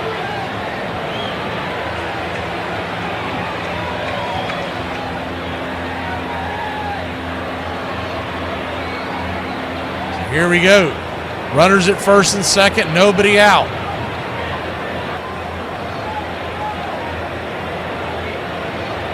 Infield back and to the right. Early looks in, brings it. 93 sinker on the inner cut. It's 0-1. Go ahead run standing at second base. Still early going in the 4th inning. This feels like a big spot if you're the Red Sox and Mr. Early. The 0-1. Swing and a miss. Good sweeper. It's 0-2. Standing on deck is Rosario. Jazz Chisholm is in the hole. Bellinger's at first. Bellinger's at second. Stanton's at first. The game right now is at the plate. The 0-2 pitch. Swing and a miss. Strike 3. Got him with the yacker on the outer edge. 6 strikeout tonight. How about that? A 6-pack for the youngster.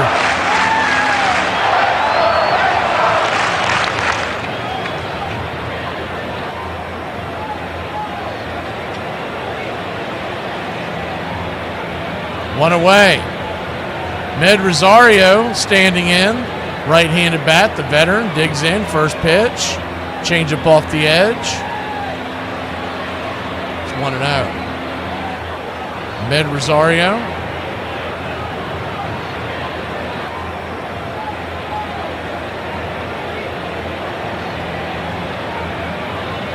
1-0, swing, rips it over towards short. It's underneath the glove of Story. Here comes the throw to the plate. The throw is just late, and the Yankees take the 1-run lead.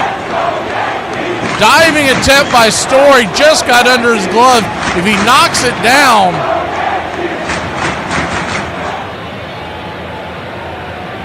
Bellinger would have had to stop at third, but instead it's a 1-0 game, and Ahmed Rosario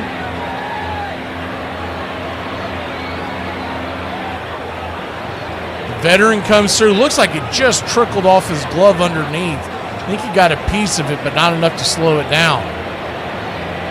Pretty good throw from Duran from the outfield. Bellinger still with pretty good wheels. So Rosie comes through for the Yankees. A 1-0 lead. Still a long way to go here, but Early's got to calm it down. Lefty-lefty matchup. Jazz Chisholm, the batter, first pitch swinging. Plows it right by him, 94 miles an hour. It's 0-1.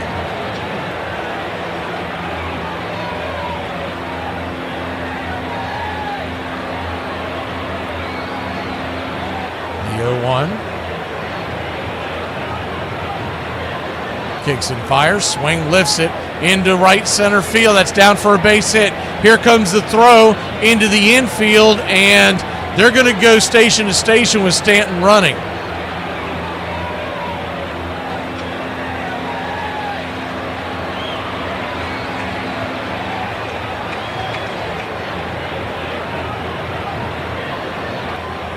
What schedule are you talking about, Justin?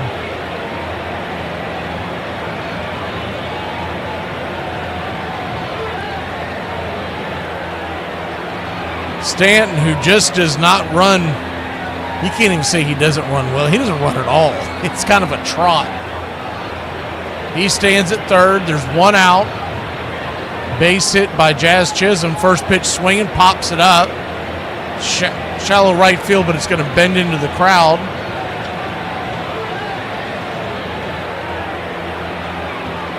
It's 0-1.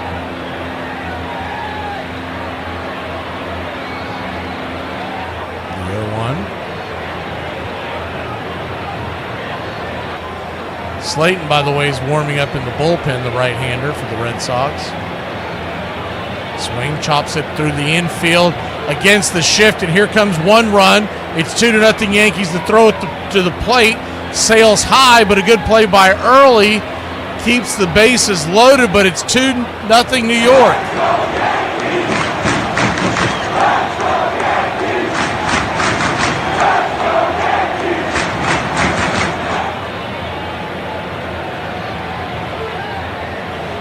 Bases loaded, one out. Yankees draw first blood. Looks like they're sticking with Early. I think you'd at least get, I'm a little surprised here, but it is Wells coming to the plate, the left-hander, and Grisham stands on deck. There's no way you let him face Judge again. First pitch swinging, fouls it straight back. Sweeper off the edge, it's 0-1.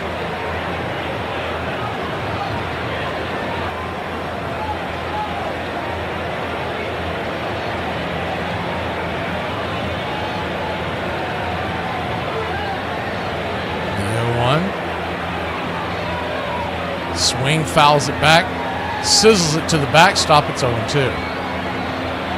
Really is amazing the sliding attempt by Gonzalez at second, and then the play before by Story, both of them just past the glove. I mean, you talk about a game of inches. The 0-2. Wells digs in the pitch. Swing! Fouls it straight back. We'll do it again.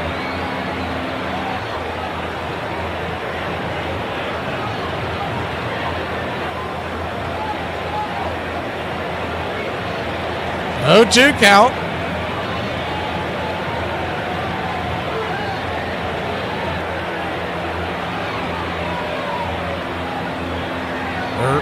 Early brings it down and away. Curveball.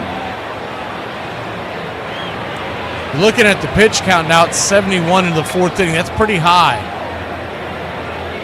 But my guess would be if he can get Wells here, he'll get a chance to get Grisham, because after that it's Aaron Judge, the right-hander. I don't think, and they may not even have him see the top of the order again. The 1-2, swing, fouls that one back.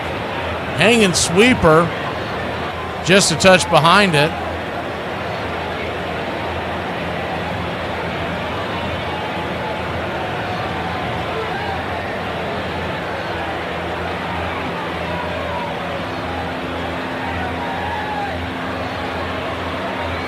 The 1-2. This is off the plate, evens up the count, 2-2.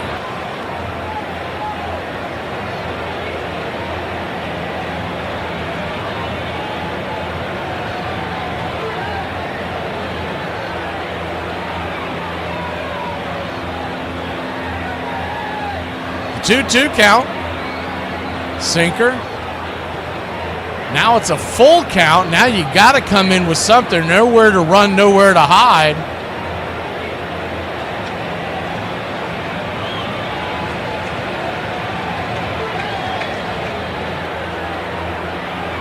The payoff pitch. Swing! Fouls it back. Sinker off the edge. We'll do it again. Do you go back to the heat, or do you try to roll the dice and get him to offer at the pitch off the... What happened here?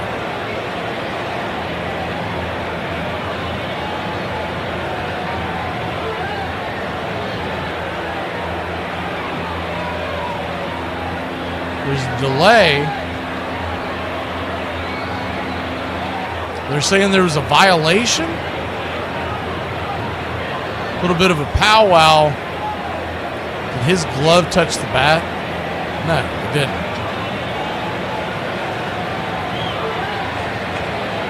I think the umpire heard it, hit the glove, and thought that it was the bat that hit the glove, but he did not touch the glove. So that's what they were trying to call, which would have awarded a base. He did not. I mean, honestly, it's not even close. Mark Rippinger, terrible call right there.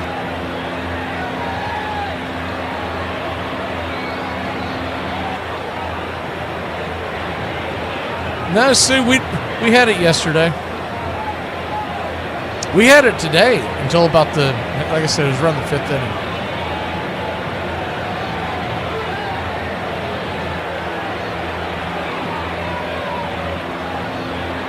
Most people don't pay attention to the screen, Willis, but some do, and I get it. We like to have it for you, but most of the people that tune in will listen to the call because you can't really see much anyways. See what the call is here. It did hit the glove, so there's no interference. So now we've got a full count. I mean, if I'm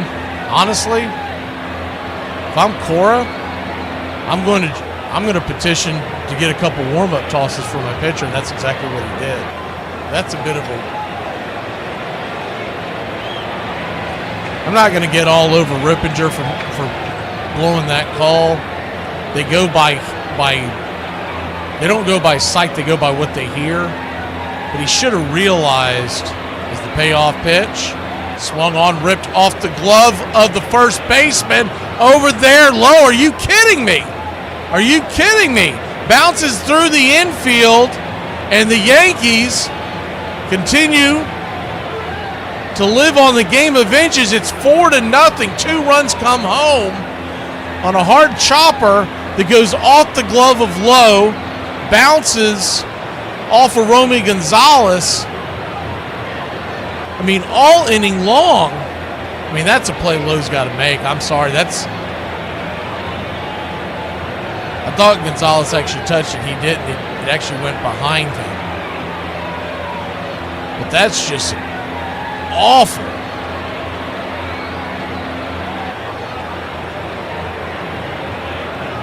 Luck for the Red Sox. First pitch on the way is a sinker down below the knees. It's 0-1. Trent Grisham, the batter. It looks like they're going to try to stick with the 0-1. Swung on, pops it up. High into right field. Making the catch is Abreu. He'll fire it into the infield.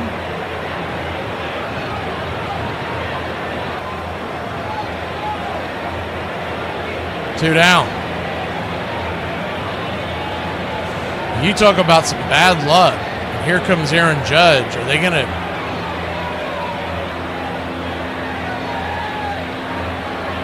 Now, okay, Cora is going to finally come out and get him. I didn't think he would have him see Judge, but Connolly early, honest engine, pretty good outing. He had some bad luck. Balls bouncing off of gloves, all kinds of things. We'll be back in a flash. 4-0 your score. Still got a long way to go in this one. And if you know this rivalry, it ain't over. Some people need to learn how to go camping out in the mountains and not the left lane. What are you doing there? I'm eating. I can see that. You're doing it wrong. What are you talking about? You almost finished your peas there. And you ain't even started that other, what do you call? Zucchini? Yeah, what up? I was going to eat the zucchini after I finished the peas. Then when are you going to get to the turkey? After the zucchini. That's dumb. You're supposed to eat a little of the peas, then a little bit of the cuisine. Zucchini. What up? And you take a little of the turkey there. So you get a good mixture there. That's what you call a balanced meal. The feeling not just of exhilaration, but of utter surprise that engulfed that dugout when he made contact. The looks players exchanged, and then the spontaneous outpouring of emotion and this release of tension as he made his way around the bases was one of the greatest things I've ever seen in baseball. And look who's coming up. 4-3 A's, 2 out, 9th inning. You talk about a roll of the dice. This is it. You know, complaining about the fact that with the left knee bothering him, he can't push off. Well, now he can't push off and he can't land. So the Dodgers trying to catch lightning right now. And he's staying on an outside corner. He's not going to give him a ball to pull. With Davis, he just missed, but here's 2 quick strikes, both fastballs that kind of tail away at the outside part. Hasse is not even flirted with the inside part of that plate. Sachs waiting on deck, but the game right now is at the plate. High fly ball into right field. She is gone! It was Gibson's only at-bat in the series, but the inspired Dodgers went on to beat the stunned A's in 5 games. Welcome back. Justin Slayton coming in to face Aaron Judge. Righty-righty matchup. 4-0 your score. Yankees lead. First pitch inside gets Judge in the hand. 96 miles an hour, and that'll load the bases. He appears to be okay. What you'll get from Justin Slayton is a 4-seam fastball, a cutter, a curveball, and a sweeper. He leans on that 4-seamer 36% of the time, and the cutter 34%. So he's a hard thrower. 70% of the time he's throwing the hard stuff. Mixing in the curve and the sweeper. 30%. 4-seam fastball swung on, popped up. Who wants it? Rafaela makes the catch, and that'll end the inning. But not before the New York Yankees put 4 on the board. We'll be back in a flash. The Yankees 4, Red Sox 0. Boston goes to the plate when we return. To anybody that's been mean to me, if you're having a hard time in life, good. I learned a lesson. Never half-ass 2 things. Whole-ass 1 thing. I'm not too sure why I'm about to tell the internet this, but I'm hoping I can save other people from doing the same exact thing. I was having a sugar attack, so I thought, well, let me go on down there to the Piggly Wiggly, and I did, right? Well, I wanted some ice cream. Okay, peanut butter flavor. See, look at it. It's got a little pretzel sticking up out the thing. It smells just like peanut butter. And I get home because I'm ready for the ice cream, right? I get it out the box. I pop the top off of it, and I ate the whole thing because it was delicious. I thought this just, for children, little children. Human little children. No, not at all, actually. I got scammed because right here in little bitty letters it says dog treat. And I ate the whole thing. In 1869, Harry Wright, manager and outfielder for the Cincinnati Red Stockings, made 7 times the average working man's wage. In 1976, 107 years later, a ball player still made just 8 times a working man's salary. By 1994, the average major league salary would be nearly 50 times that of ordinary Americans. The big difference now that players get so much is that it has distanced them from us. It was a blue-collar sport, and people in the stands could look at these people playing ball and think of them as workers because they were getting paid workers' salaries. And this perpetuated the illusion that with a little luck that could be me out there. The sense of we between fans and players was very strong in those days, and players stayed on a lot longer with the team, so they were familiars, like someone who worked in the same office with you almost. And all that is gone. It's quite different now.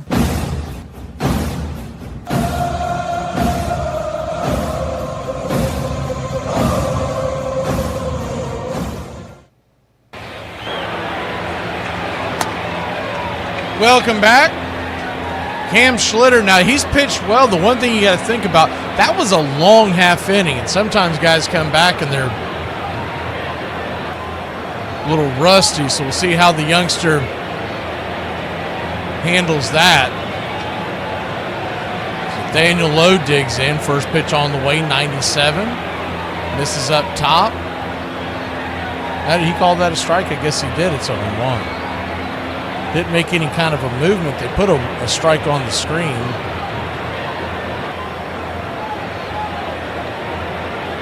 Pitch on the way. Swing rips it up the middle, and that'll dribble through the infield. I guess we'll never know because it's a second pitch single, and the Boston Red Sox got something cooking here in the top of the fifth.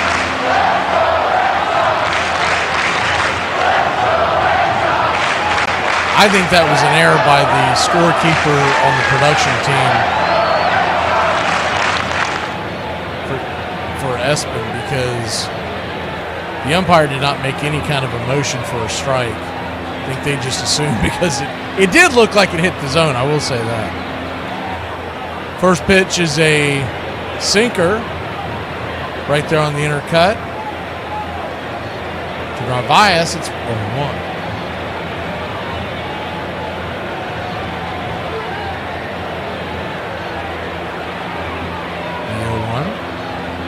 In the dirt.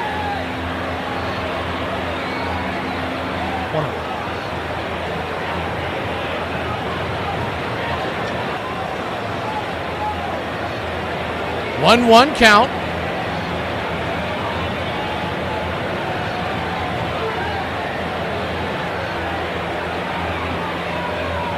Cam fires the cutter off the edge. Ball 2-1.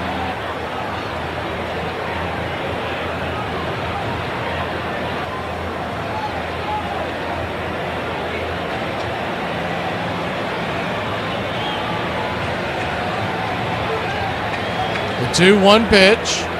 Swing, pops it up.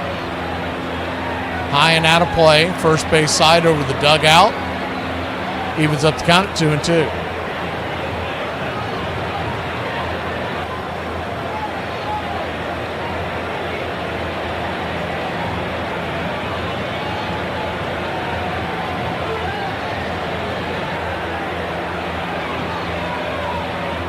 New York 4, Boston nothing. 2-2 count, 1 on, nobody out. The pitch.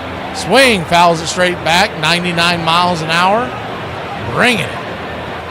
2-2.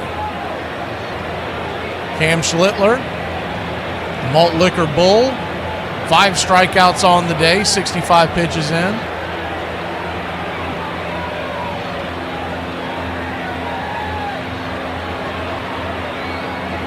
The 2-2. Swing, fouls it away.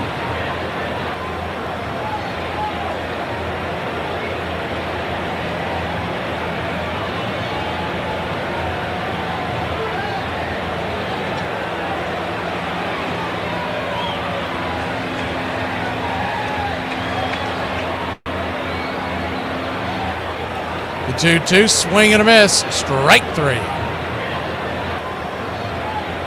1 away. Sinker on the outer edge.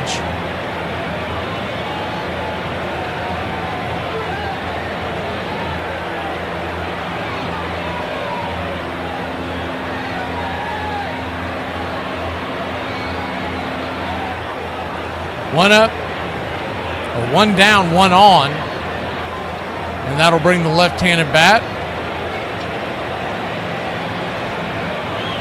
Wilyer Abreu. First pitch is a strike right there. It's 0-1. Abreu 0 for 1 on the day, a 786 OPS, 247 batting average on the year with 22 dingers. The 0-1. Swing and a miss, 98 up top. It's 0-2.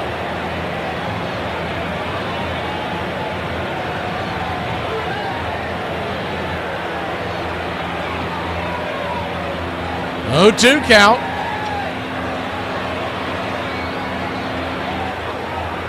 Standing on deck is Gonzalez. They can keep the line moving. Duran in the hole. And the top of the order for the Boston Red Sox. The 0-2, swing and a miss, strike three. Good Lord. 99 miles an hour.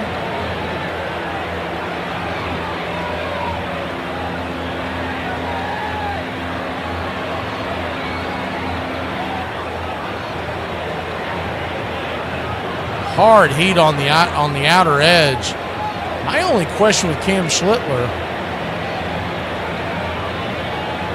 is, why are his numbers not more impressive? This kid is electric. First pitch swinging by Romy Gonzalez, fouls it back. It's 0-1.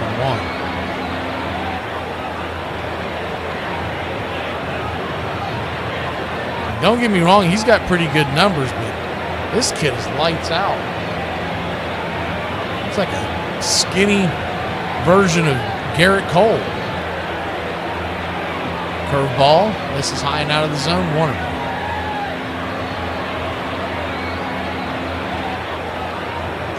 My other question is, why the hell didn't he start over Carlos Rodon? The 1-1 count. Grabs the outer edge for a strike, bottom of the zone. Gonzalez doesn't like it. Looked like a 50-50 pitch. 1-2. So after a leadoff single, Red Sox are down to their final strike here in the fifth.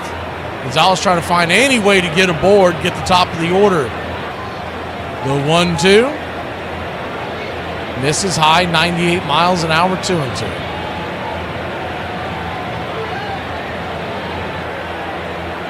Yanks 4, Sox nothing.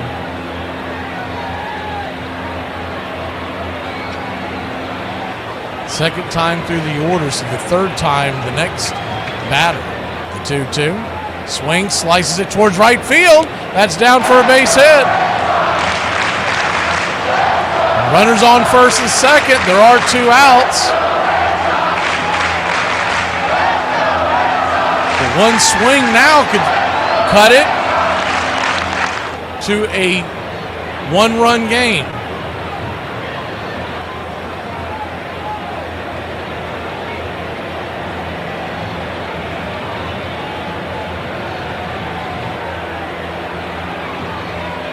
Deuce is wild.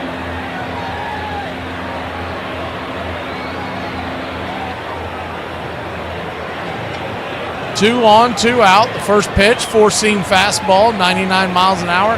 Smacks it high and out of play. It's 0-1. Jarren Duran.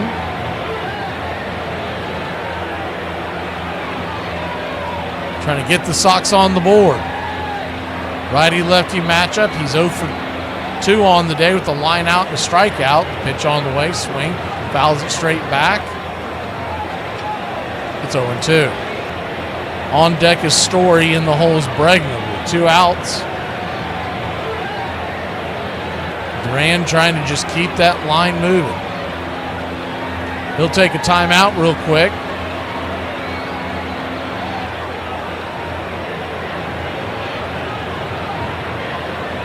The 0-2 count.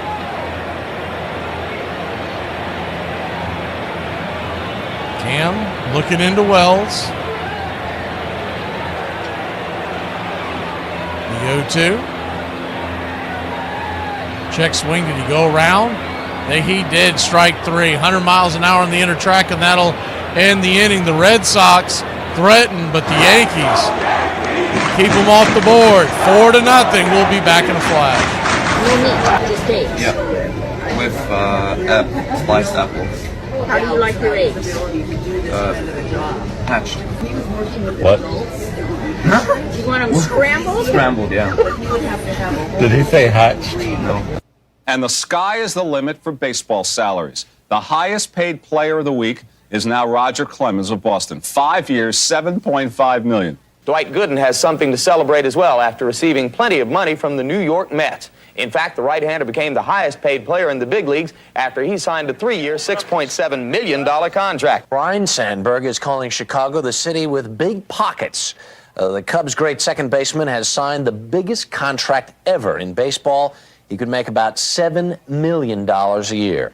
What in the knuckles is this? She's my girlfriend, you intolerant. Whoa! Pump the hate brakes, Fox and Friends. I'm just surprised anyone would date you. Kids today, they go, how much is your baseball card worth? And I'm going, a plug nickel, son, a plug nickel. I'm saying be your own person. Do not collect baseball cards. It will be the ruination of you. Maybe you'll learn economics a little bit, or you'll learn what value is, but you're being an entrepreneur. An entrepreneur takes something of no value and makes money on it. And I do not believe in that in the kids. I teach them right off the bat. Learn the game. Do not look at Youppi. Do not look at the chicken. Do not look at that. Look at the ground ball. Field it cleanly with both hands. Be as smooth as silk.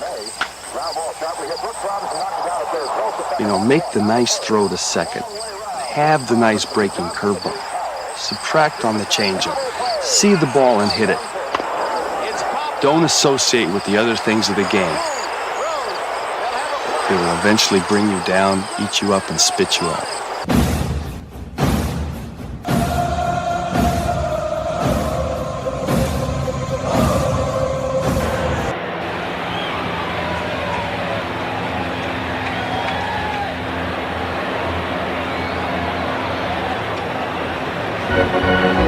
Welcome back.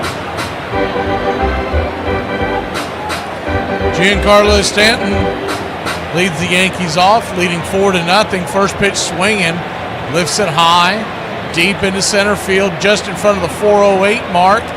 At the warning track, making the catch is Rafaela. One away.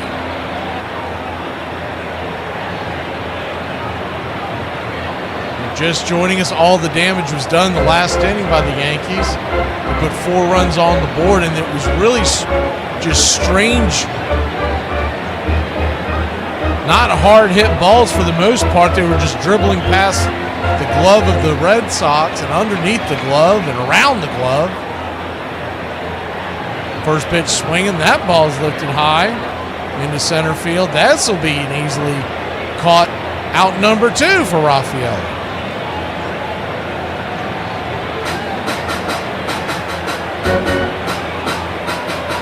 We're here in the 5th inning. Red Sox still with 4 offensive innings left, so long way to go in this one. They'd like to keep New York where it's at. It's 4-0. Elimination game here in the Bronx. The winner heads to Canada.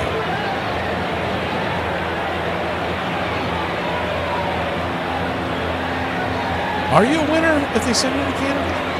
You won. Swing, fouls it away, 0-2.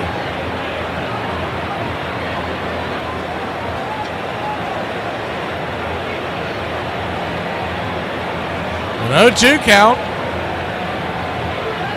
I believe that game will be, maybe that's what you were referring to. I believe that game for the Yankees or Red Sox facing Toronto, it will be at 4:08 on Sunday. We do plan on bringing that game to you. 1-2. Take some fires. Swing, chops, and foul. There we go. Going to look at the whole schedule. Saturday, we're finally laying to rest our friend that we did everything for last Friday night. All y'all know that story, but we're finally laying him to rest Saturday, so there will be no broadcast on Saturday, but we'll be back at it on Sunday. It's the 1-2. Fouls it back. Do it again. Rosario, 1 for 2 on the day.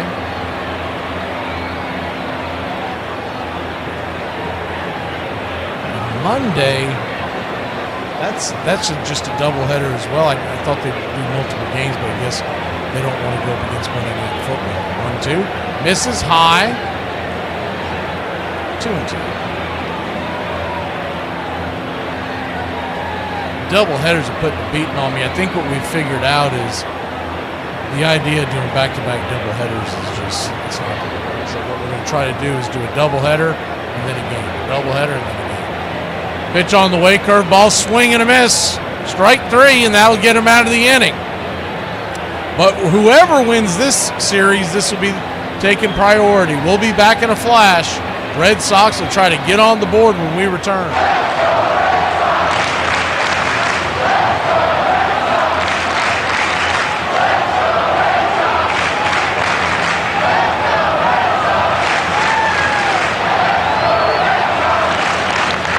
McGee. And I, we're on the same team. The Country Club for Braves Country Radio. And we need more players. We need you to help us win the battle against hunger and poverty. You can sponsor Braves Country Radio.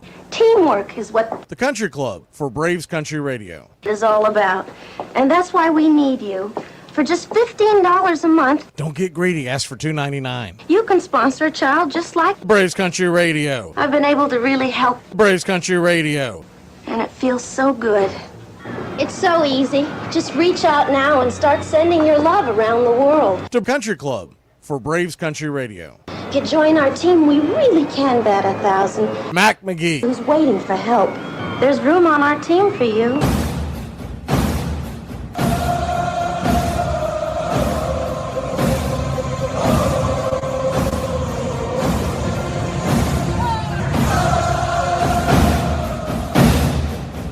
If you want to stop me, you're gonna have to kill me!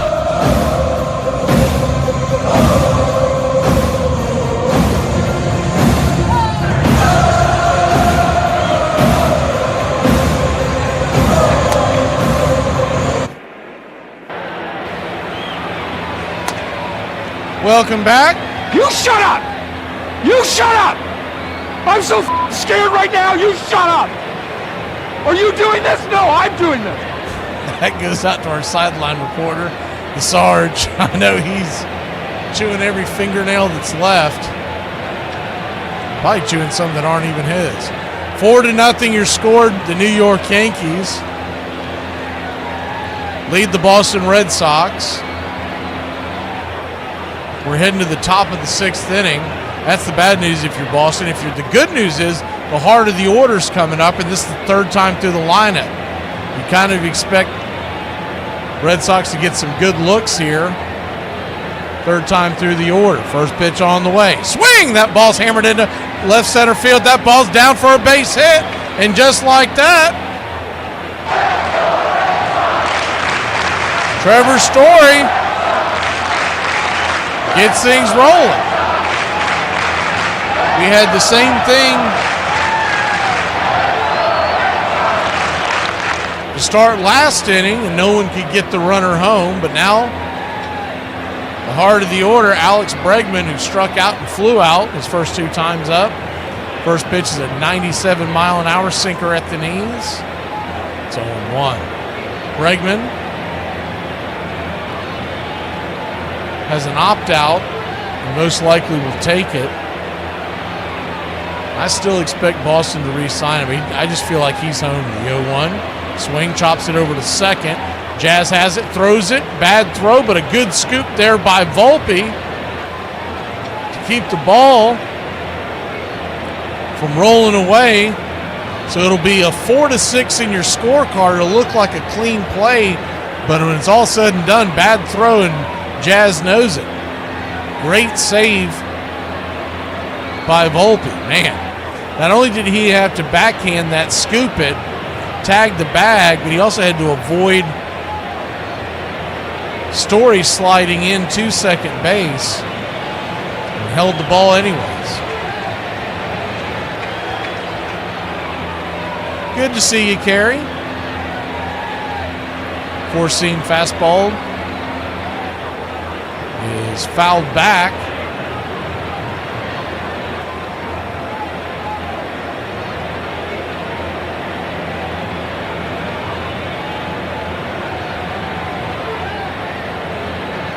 It's 0-1. Yoshida, the batter, righty-lefty, swings, slices that down the left field line, but into foul territory up against the tarps. The ball girl will jog down there to retrieve it. 0-2 count to Yoshida, 2 for 2, with 2 singles. It's 4 for 5 in the series. The 0-2. Swing and a miss, chase 97, nowhere near the zone. Man, oh man. Masataka Yoshida decided to swing at that pitch when he woke up this morning. 2 away.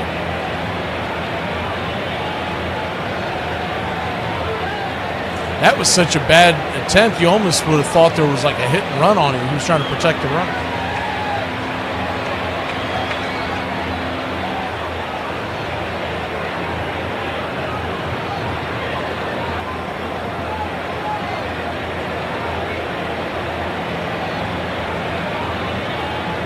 like there's a right-hander warmed up in the Yankees bullpen. First pitch on the way. Raphael is swung on and fouled back. It's 0-1. I think that was Cruz, but I didn't get a good look at it.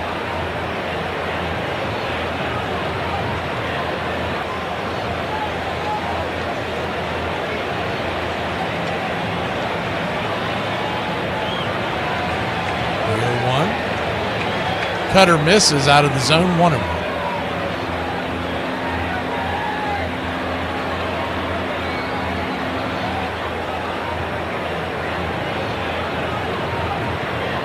One count. Curveball down and away. 2-1.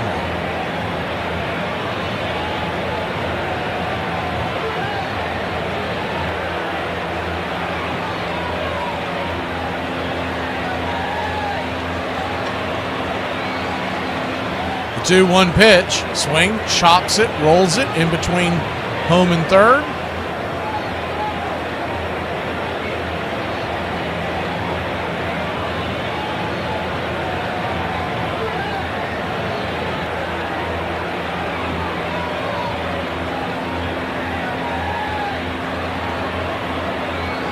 Two count.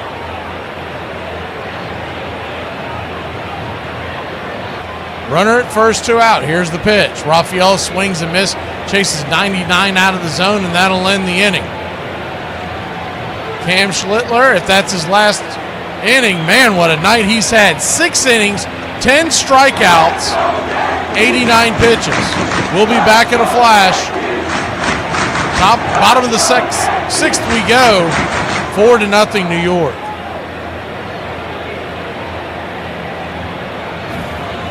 On this date, 1925, Milt Stock sets the National League record by having his 4th consecutive 4-hit game, going 16 for 23, compiling a .696 batting average during that streak. 31-year-old second baseman's output, which includes 3 singles and a triple, helped the Brooklyn Robins beat the New York Giants at Ebbets Field 6-3. On this date in 1936, San Diego Padre minor leaguer Ted Williams, pinch hitting for the pitcher in the 7th inning in a game against the Angels, gets his first professional hit, a long single off the right field fence at LA's Wrigley Field off Glenn Babler. The 17-year-old Padre, future Red Sox Hall of Famer, stays in the contest to replace the hurler he batted for, retiring the side in order before he will be removed from the mound in the next frame when he gives up 2 home runs. And on this date in 2013, Max Scherzer becomes the first pitcher in 27 years to begin the season 13-0 when the Detroit Tigers beat the Toronto Blue Jays at the Rogers Center 6-2. In 1986, Red Sox right-hander Roger Clemens started the season with 14 consecutive victories and no losses. And that's your Braves Country Radio on this date in baseball history. Find us on YouTube and Facebook today.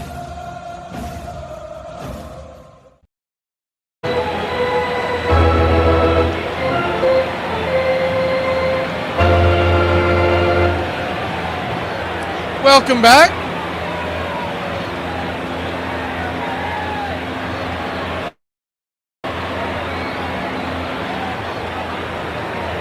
Four nothing your score. We're heading to the bottom of the 6th.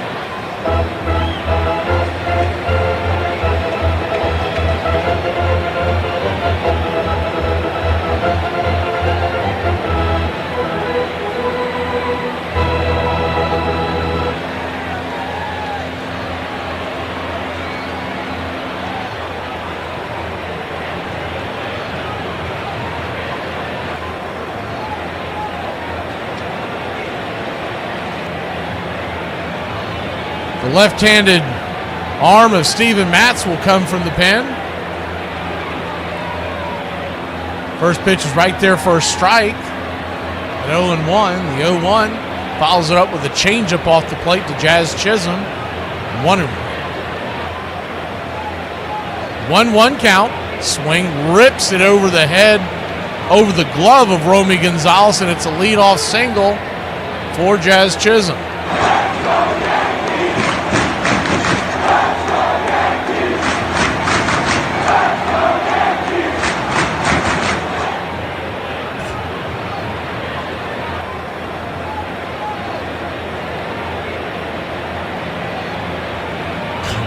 I just saw this. So our Red Sox reporter sent this to me earlier when I was doing the Detroit game, and I knew he'd sent it. I just didn't have time to read it. And then as soon as that ends, you start getting set for the next game. But Connolly Early became the first pitcher ever. As the pitch on the way is a sinker up top, right across the letters. Volpe, it's a one. First pitcher ever to start a winner-take-all postseason game like he did tonight within 30 days of his MLB debut. And it's kind of an obscure stat, but it is an interesting stat. The 0-1, this is outside wide, 1-1 count. Swing and a miss. 95. About letter high, just a touch out of the zone, 1-2. Steven Matz.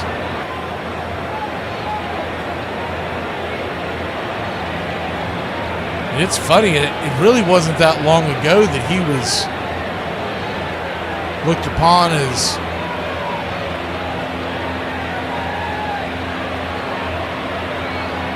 the Mets' next big southpaw. The pitch on the way is right there, caught looking, strike three, punching him out on the inner track, one away.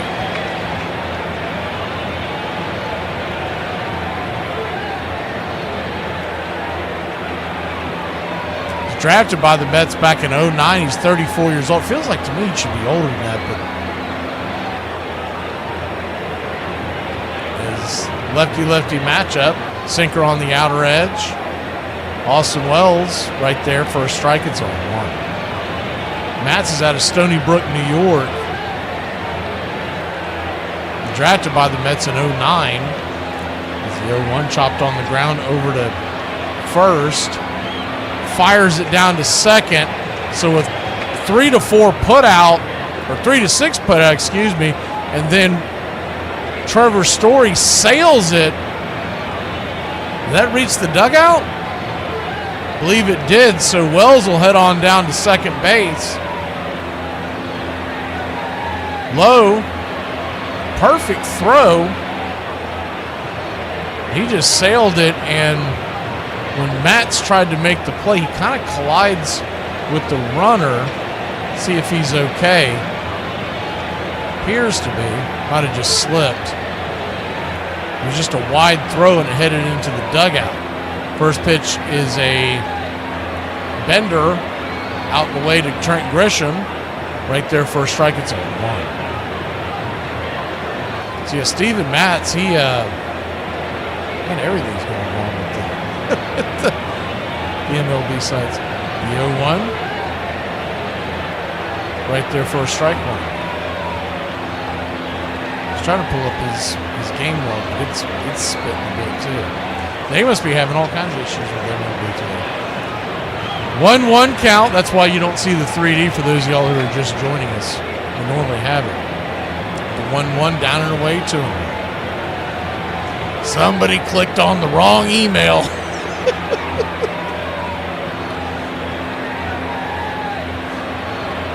Somebody in the front office of MLB clicked on the wrong email.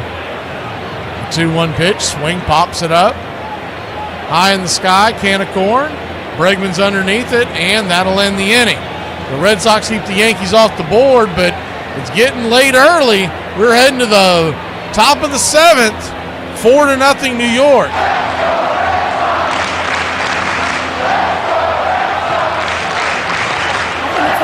Why y'all should never delete. Let me tell you why. One day I posted it and it had like 10 views in an hour. So I was kind of mad about that, but I went to sleep and I woke back up and guess how many views I had? 11. That could be you, okay? Would you like to take us fishing and tell us life lessons and stories about your childhood? I got a better idea. Why don't you boys go dig a hole and I'll get another beer. Someone didn't love you enough when you were little, did they? Good call. Tragic. Little investment advice. Bip Roberts, 1986 rookie card, worth about $275. 20 years from now, who knows? 1,000, 2,000, might even go. Bip, man, you were looking at Robin Roberts. Says here your car's worth 4 cents. Yo, T, 4 cents if it's in excellent condition, but 10 cents if it's totally mint. Dad, Mom says I have to remind you to behave yourself through the holidays. Oh, yeah? Yeah, Mom says you know how people are and you should just keep quiet and just be nice. How come people don't remember how I am? How come they can't learn to shut the up and be nice in my house? Let's try that. We have these unreasonable expectations of all baseball heroes. We want them to be good at life as well as good at baseball. If you think about it, it's unfair. It's hard enough to expect them to play baseball well.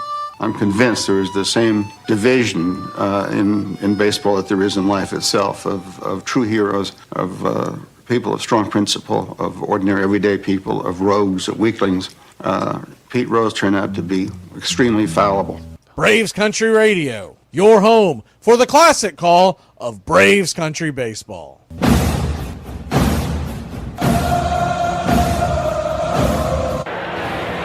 Welcome back.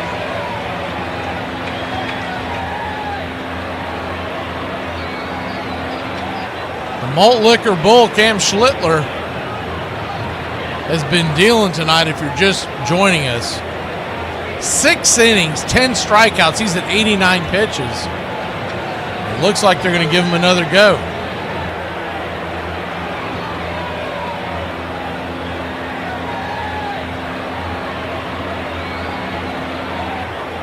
So here we go. First pitch on the way from Cam is a cutter. Top of the zone, I guess. Looked like a high strike. It's 0-1. Cam's given up 5 hits, no walks. That's probably the most impressive thing in this, the 0-1. Lifts down the right field line, giving chases both Judge, and he will call off Jazz Chisholm and Uncle Ben. F9 on your scorecard. 1 away. Judge with a big smile there. Probably like, dude, I had the farthest to go. Where the hell were y'all? Also, Jazz Chisholm slamming on the brakes here and Judge calling him off. He probably saw his life behind, the life flash in front of his eyes.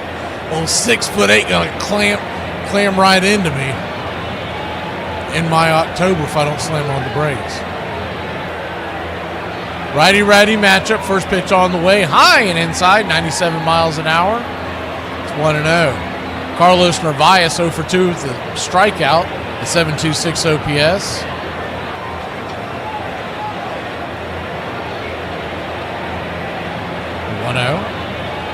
Four-seam fastball. P at the knees,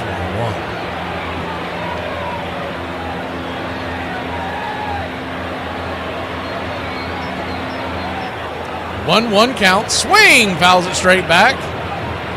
Cutter. 1-2. Appreciate everybody spending your baseball October here with Braves Country Radio. We're going to be giving you as many games as I can physically do this October.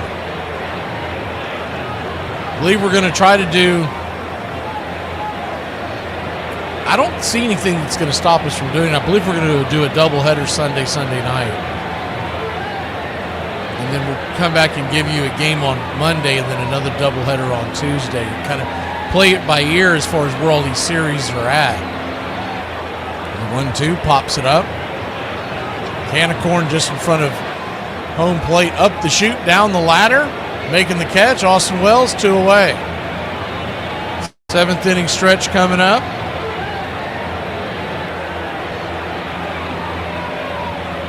Remember, next series is a best of 5. Then we go to the best of 7. When we get to the best of 7, we're going to be able to bring you most of it. Just depends on how they... Sometimes they stagger them and they make it impossible because they're on different networks. These have all been on the same, so they're... Thank you, Brian. Thank you for supporting the channel. Country Club membership.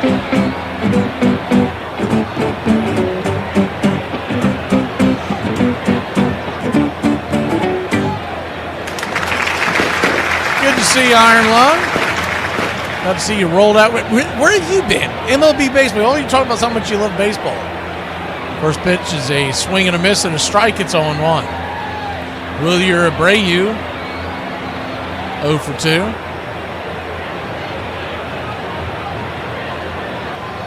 Curveball.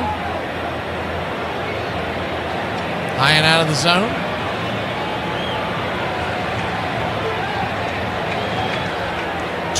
First pitch strikes. That'll get it done.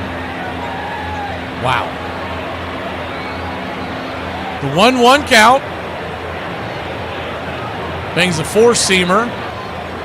High and out of the zone. That'll bring it to 2-1. Thank you, Justin. 2-1 pitch. Brings it. Swing and a miss. Cutter 2-2.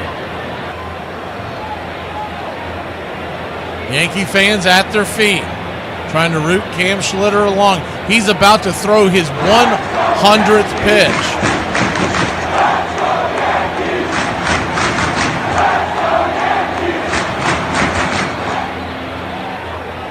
The 2-2.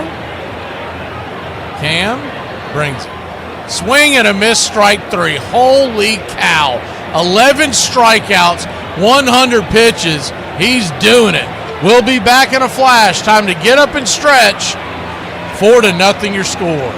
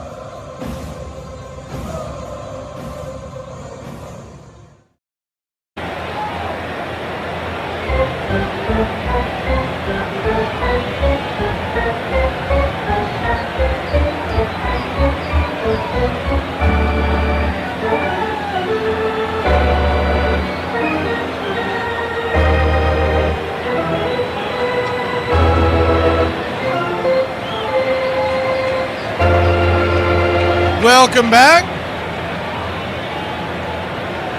Bottom of the 7th inning, the Yankees lead at 4-0. Red Sox with just 2 offensive chances. I would say that's going to be it for Schlittler. I can't imagine they're going to make the rookie go back out there again.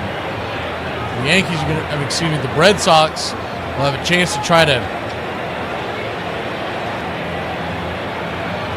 capitalize what has been a very shaky Yankees bullpen. But if you're a Red Sox fan, you would have liked to have gotten it a little closer. But you definitely need to hold him here. It appears that Weisert's going to come in for the Red Sox out of the bullpen. Greg Weisert, 6'2", 235-pounder, 30-year-old out of Bayshore, New York. Played his college ball at Fordham and was actually drafted by the Yankees in 2016.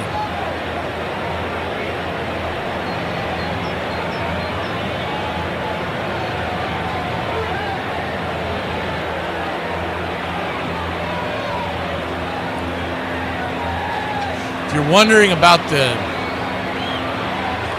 armchair quarterback show that we did not do this morning, I just didn't have the voice. I had to call the guys. I said, man, I'm actually getting a chance to rest my voice till 3 p.m. today. Of course, I did this all through text. I didn't actually call them. I said, man, we're going to have to. We were thinking about trying to do it tomorrow, but they've got things going on. So it'll be back next week. Man, I was just could not barely form a sentence. And I was like, man, I got another doubleheader in front of me. This is not going to happen. But we will be back next week. On Thursdays, 9 a.m. Now, in the off-season, we're doing MLB Today and Braves Country Today. Those will be on Fridays, 9 a.m. and 10 a.m. every Friday. We'll be doing the Armchair Quarterback Show Mondays and Thursdays when we get past football season. Baseball season. First pitch on the way from Weiser to Judge. Drifts inside, grabs the inner edge for a strike. It's 0-1. The 0-1. Swing and a miss. Curveball. Big number 99 came out of his shoes on that one, and he has got a wry grin. I don't know if he was like, man, that was a nasty pitch, or man, I about torqued my back out swinging at that one. The 0-2 count. We're all rising in the chambers there in Yankee Stadium. The 0-2, 85. Oof. You're got a B on your hat. You want that strike. If you got an NY, you're like, come on, man. That's just off the edge. 50-51 for sure. The 1-2. Swing, lifts it. High into right center field. Underneath it is Abreu calling everybody off. He'll make the catch. F9. Away. Elimination game.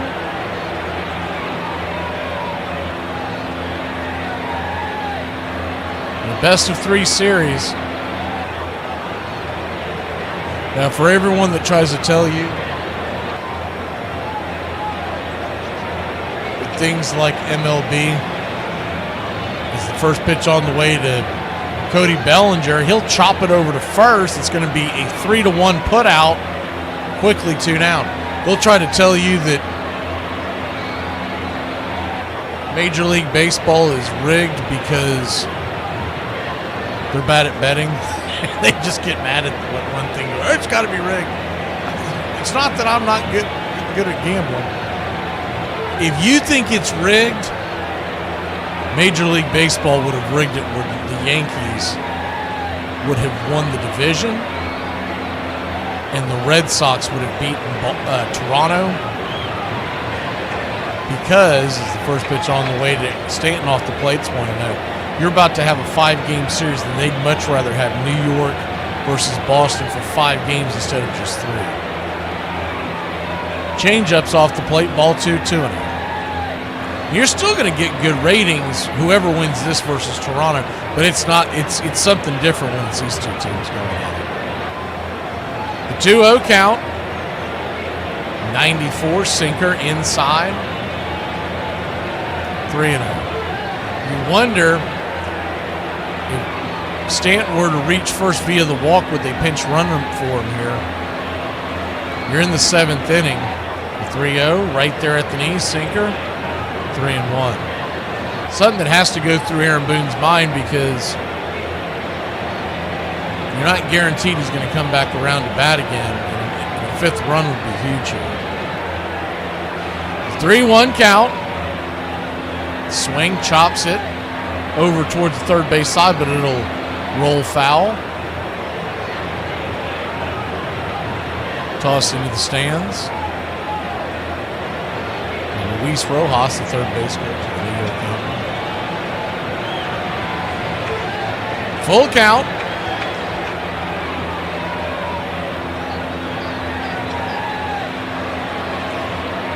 Payoff pitch, swing, broken bat, up the middle. Story's got it, fires it to first, and that'll end the inning. So the Yankees go down 1-2-3. We'll be back in a flash It's the 8th inning here on Braves Country Radio. 106 miles to Chicago. We've got a full tank of gas, half a pack of cigarettes. It's dark, and we're wearing sunglasses. Hit it. It's happy hour. When wins become losses and losses become wins. You guys going to happy hour? Yeah? Yeah, I'll come for a couple. Just a couple, though. Not like last time. When buying a beer, don't make this mistake. Buying only one beer can cause a misalignment in your spine due to the uneven weight distribution. This can cause unnecessary back pain and potential spine issues. To prevent this, carry 2 beers, ensuring your body is balanced and proper health maintained. Okay.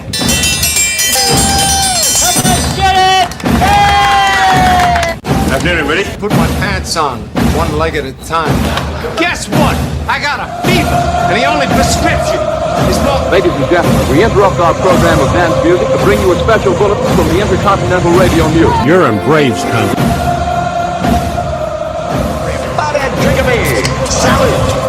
They're making it laws where you can't drink when you want to. Pretty soon we're going to become this country. Yeah. For me, the Lord, we gotta understand it. We're on a mission from God.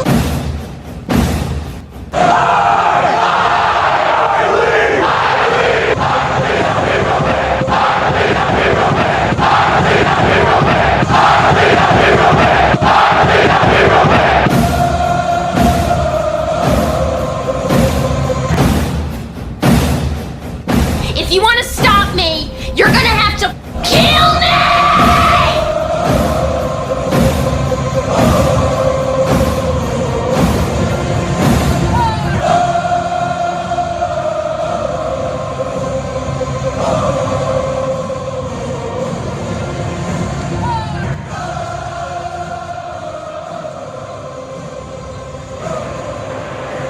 Welcome back. Are they sending him back out there? Holy Toledo.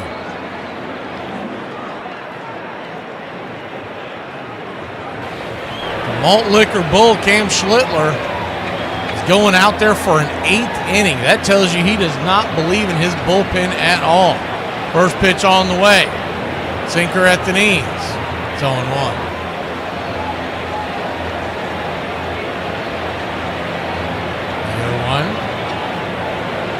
Yeah, so that's kind of my point, Cody. You made my point for me. 1-1. Second pitch misses off the plate.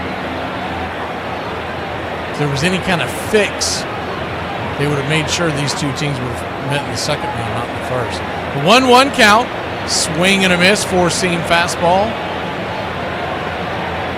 1-2.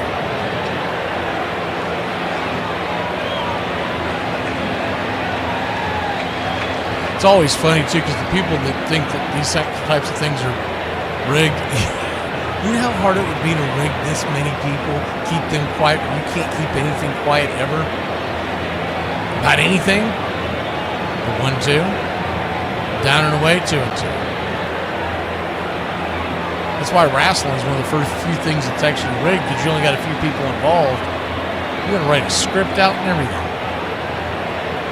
The 2-2 count.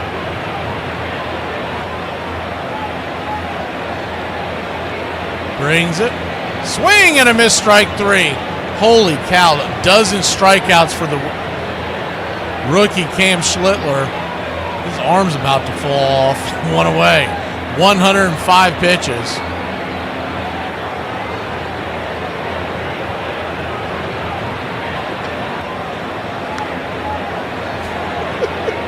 Some of these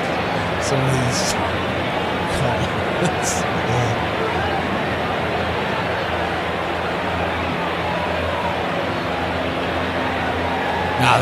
Now, Richard, the WNBA is not rigged. It's just unwatchable. First pitch on the way is swung on and popped up. Duran at the plate. Oh, over the. Is he okay? Flipping over and making the catch into the dugout. Holy cow. Ryan McMahon, who just came in for Rosario, makes the catch and goes, excuse the language, but ass over tea kettle into the dugout. And I don't know how he's not injured. He goes over.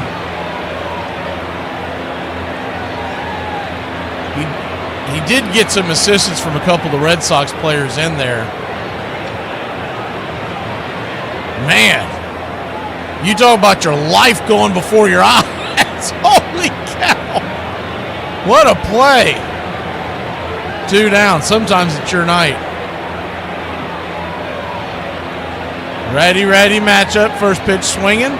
Dribbles it up the middle. And heck, who knows? He might come out for a 9th inning. Red Sox go down very quietly, very quickly. A 7-pitch inning. We're heading to the bottom of the 8th. Yankees grab the sticks when we return. One thing about me is that I will buy that coffee. I will. Do I need it? First off, watch your tone. Second off, not at all. But I don't regret it. I don't regret it, babe. I don't. Pockets empty, hearts full. Cheers to that, bucko. Hey guys, and welcome back to another episode of Is It Allergies? Is it COVID? Is it my period? Or is this just how my body feels in my 30s? One thing about me is that I will be having a Diet Coke. I will be having a Diet Coke. I will be enjoying this beverage. And I make my own money, so I spend it how I like, and I spend it on Diet Coke sometimes, because that's what I want to do.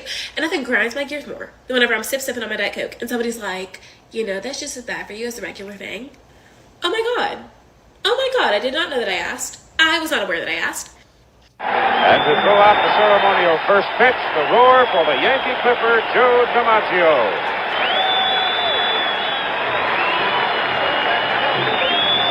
As Joe, Yankees of today still in awe of the Clipper. As a player and as a man. Pete Rose had played in 3,562 games, come to bat 14,035 times, and made 4,256 hits, more than any other man in all 3 categories. He had been a hero to 2 generations of baseball fans, Cincinnati's favorite citizen, so popular that a member of the city council once tried to get him declared a civic landmark to prevent his ever playing anywhere else. He seemed to be a throwback to some mythical earlier age of hit-and-run, hard-scrabble baseball, when players played for the pure joy of it.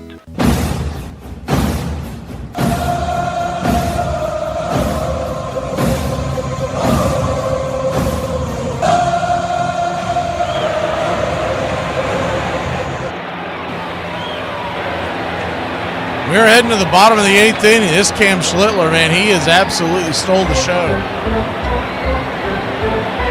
8 innings, 12 strikeouts, 5 hits allowed, no walks, no runs. No doubt who's getting the game ball if the Yankees hold on to this game. Looks like we're going to get a pinch hitter. Looks like Paul Goldschmidt coming to the plate for Uncle Ben. As Aroldis Chapman comes into the game to try to keep the game right here. All 4 runs by the Yankees scored in the 4th inning. That's it. And they were dribblers through the infield, off of gloves, around gloves, over gloves. I mean, it was a house of horrors if you're a Red Sox fan. The first pitch is right there, first strike. It's on 1. The 0-1. Swing rips it up the middle. And that'll be a leadoff single for Goldschmidt and the Yankees. Ryan McMahon will be the batter.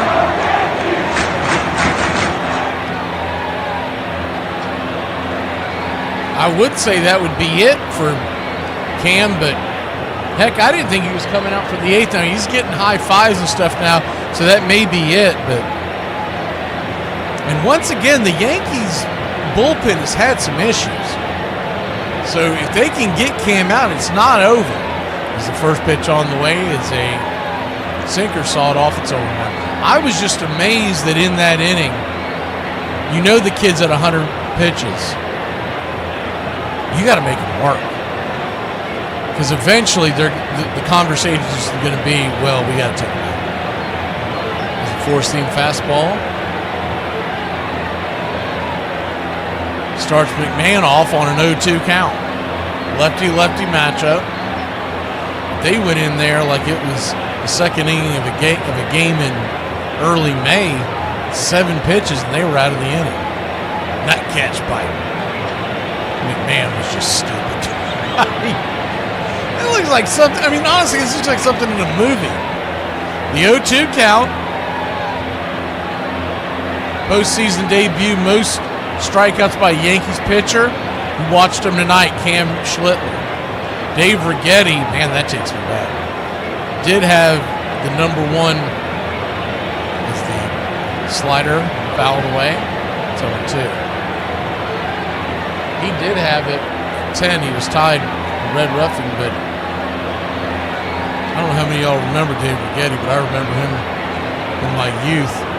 Because the biggest thing I remember was he went on the IL because he cut his finger on the water cooler. Pitch on the way, right there, banged him at the knees. 1 away. Good pitch by Chapman. 1 on, 1 out. Red Sox are going to have one more shot with the bats. They've got to find a way to score at least 4 runs. Chapman's trying to keep it right here. First pitch, swing and a miss. 101 miles an hour. Jazz Chisholm, it's on 1.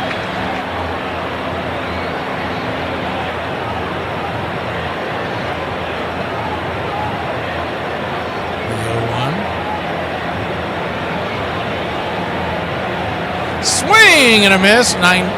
100 miles an hour, 4-seam fastball. It's 0-2. Kerry says Chapman should have never been let go by the Reds. There's a few teams saying that, including the New York Yankees. But you remember when at the end of his stint with the Yankees, there was some inner turmoil, and he has really had a bounce back here. I don't think he's going to win the Cy Young, though. I think he's going to get some votes. But he should get some votes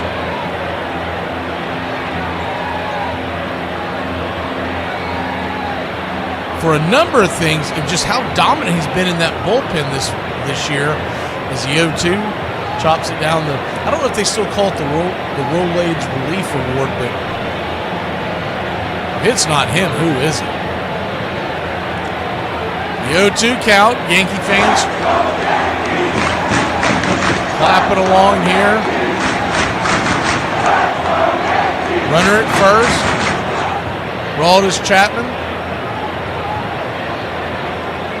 101 miles an hour, caught looking, strike 3.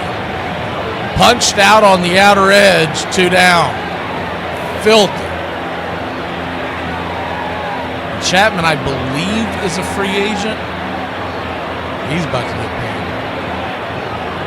I believe it was just a 1-year deal he signed with Boston. No one really thought much of it when he came to Boston. 4-seam fastball swung on, fouled straight back. It's 0-1.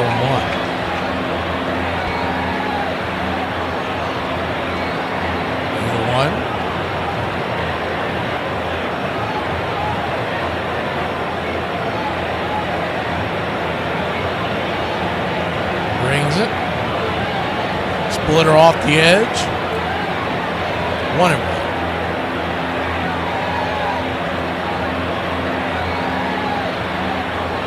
New York 4, Boston nothing. Bottom of the 8th. 1-1 to Anthony Volpe. 99 high and out of the zone. Ball 2-2.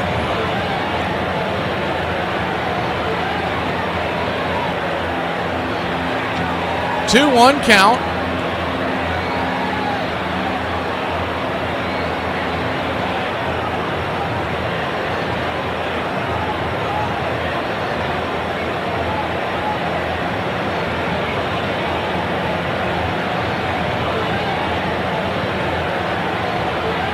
Brings it. Swing, fouls it away. 4-seam fastball. 2-2 once again.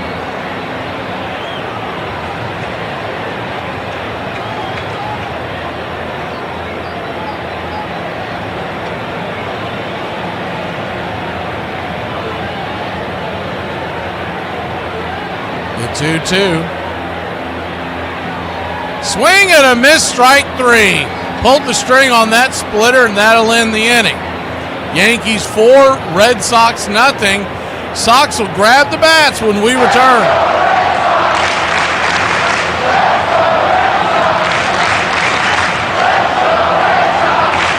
Go through your man's phone. Don't go checking his text messages.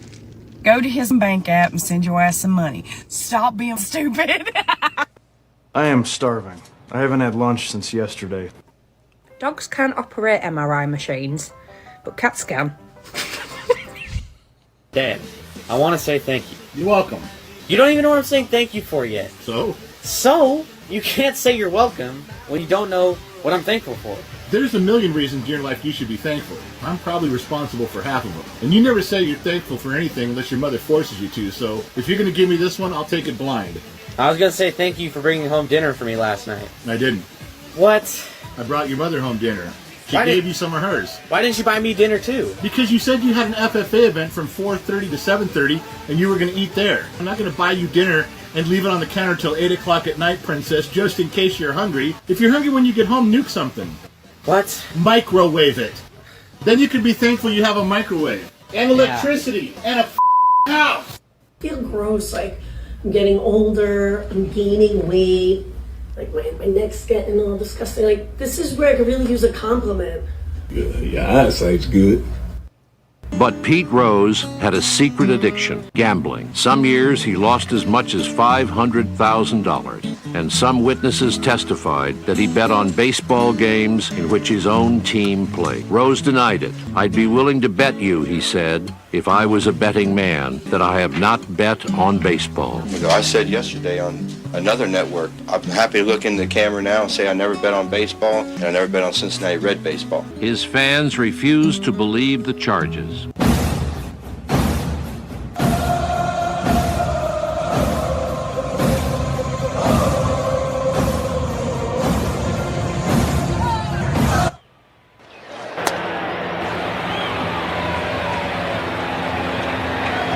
Well, here we go.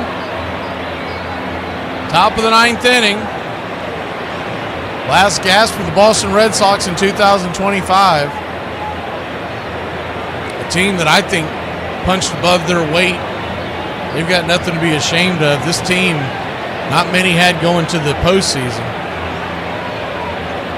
First pitch on the way is down and away. Four-seam fastball. It's 1-0. When we did our preseason show to start the season, I had picked them to win the wild card, but I didn't feel too good about that about 2 months in. David Bednar, the pitcher. 77-mile-an-hour curveball, second pitch of the at-bat. Called for a strike, it's 1-1. It'll be Alex Bregman, Yoshida, and Rafael if anybody gets on. Low, who represents the tying run as we speak. 1-1. Just misses below the knees. 2. You can get to Bednar, that's where it could unravel, because guys like Devin Williams have had really struggled. Along with Luke Weaver, the 2-1 pitch. Up top, good curveball. 2-2. He's pitching backwards in this at bat.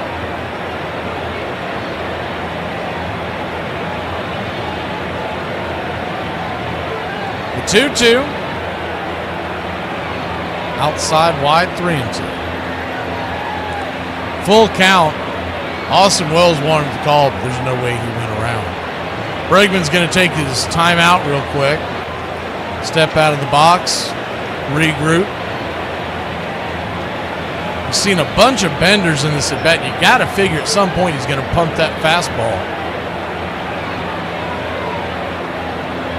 The payoff pitch from Bednar. Righty. Brings it. Inside, ball 4, and he'll head on down to first. And Red Sox got some life.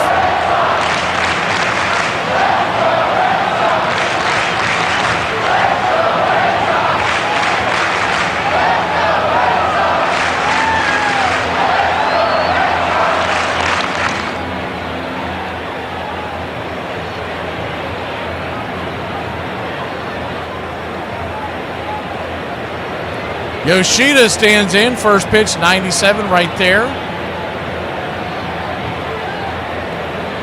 For a strike, it's 0-1. Masataka Yoshida, 2 for 3 on the day with 2 singles. 0-1. Swing, chops it. Over to second. Jazz has it, flips it to the shortstop Volpe, who's covering second base bag. It'll be a 4-6 putout. Yoshida will be safe at first. Fielder's choice, 1 away.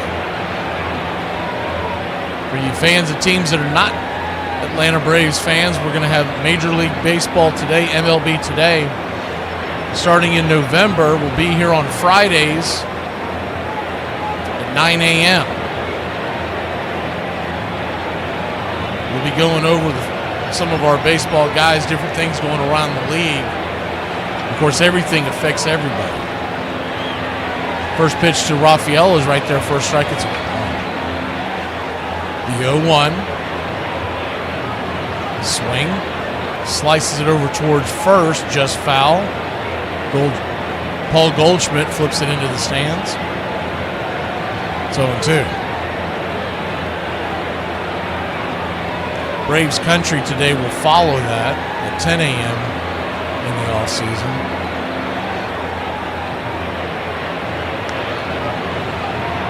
Full day of baseball on Friday mornings. The 0-2, down and away, 1-2.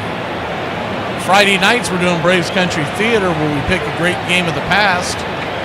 Sometimes Braves, sometimes not. And we'll relive it.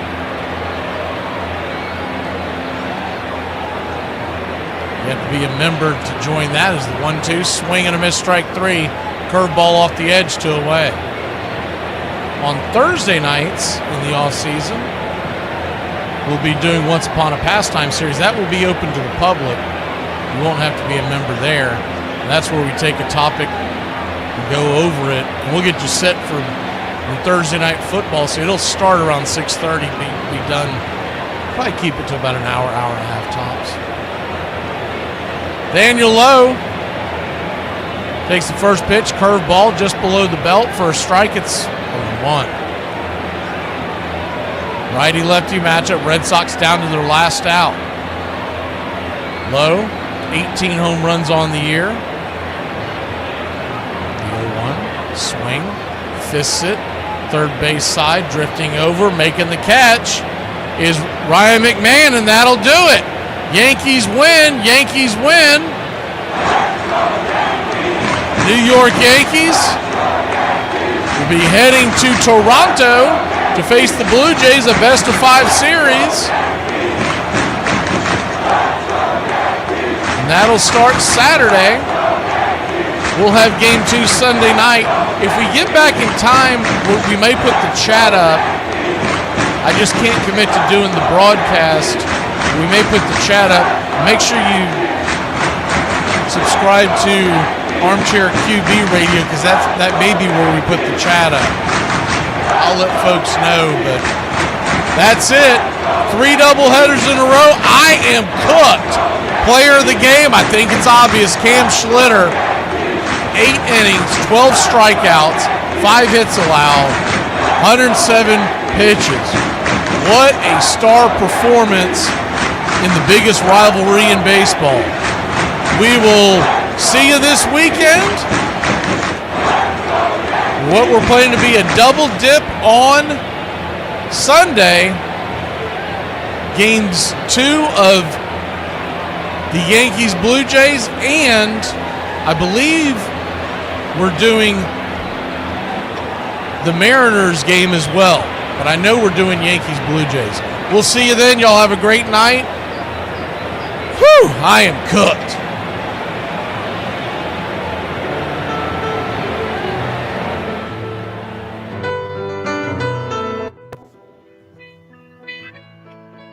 Casey at the Bat by Ernest Lawrence Thayer.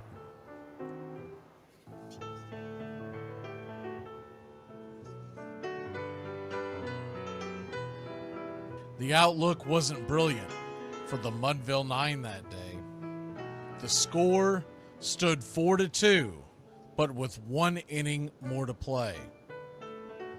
And when Cooney died at first, and Barrows did the same, a pall-like silence fell upon the patrons of the game.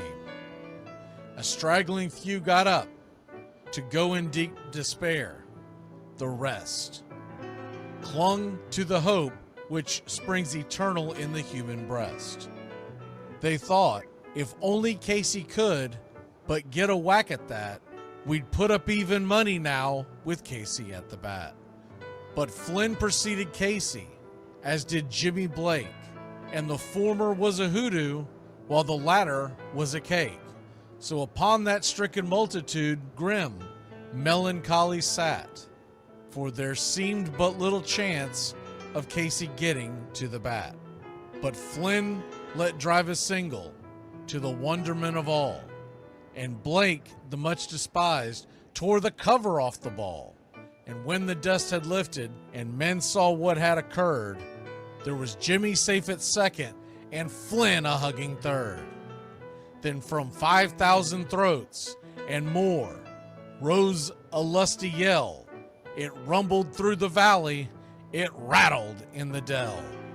It pounded on the mountain and recoiled upon the flat, for Casey, mighty Casey, was advancing to the bat. There was ease in Casey's manner as he stepped into his place. There was pride in Casey's bearing, and a smile lit Casey's face. And when responding to the cheers, he lightly doffed his hat. No stranger in the crowd could doubt 'twas Casey at the bat. 10,000 eyes were on him as he rubbed his hands with dirt. 5,000 tongues applauded when he wiped them on his shirt. Then while the writhing pitcher ground the ball into his hip, defiance flashed in Casey's eye, a sneer curled Casey's lip. And now the leather-covered sphere came hurtling through the air, and Casey stood a-watching it in a haughty grandeur there. Closed by the sturdy batsman, the ball unheeded sped.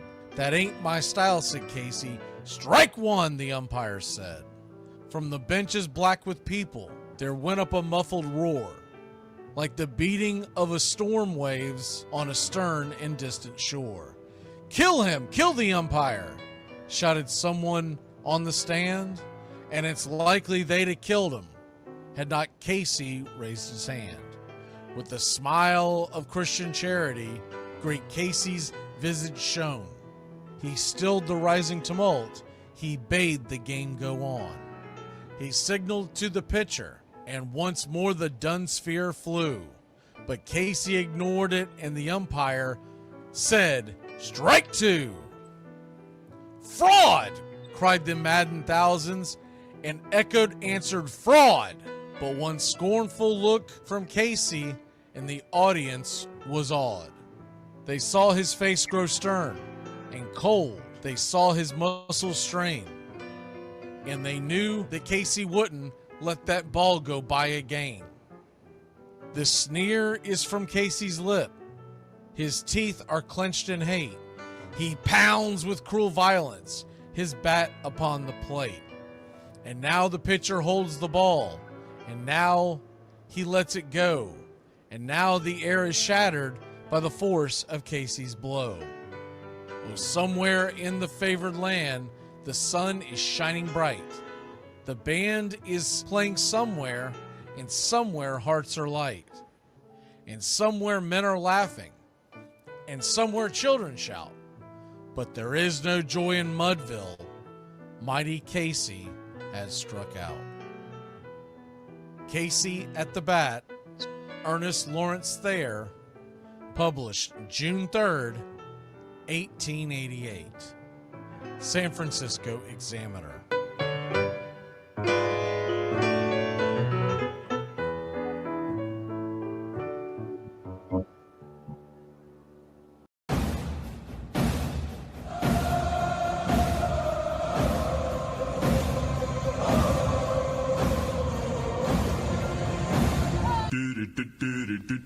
Goodbye, sweetheart, well, it's time to go.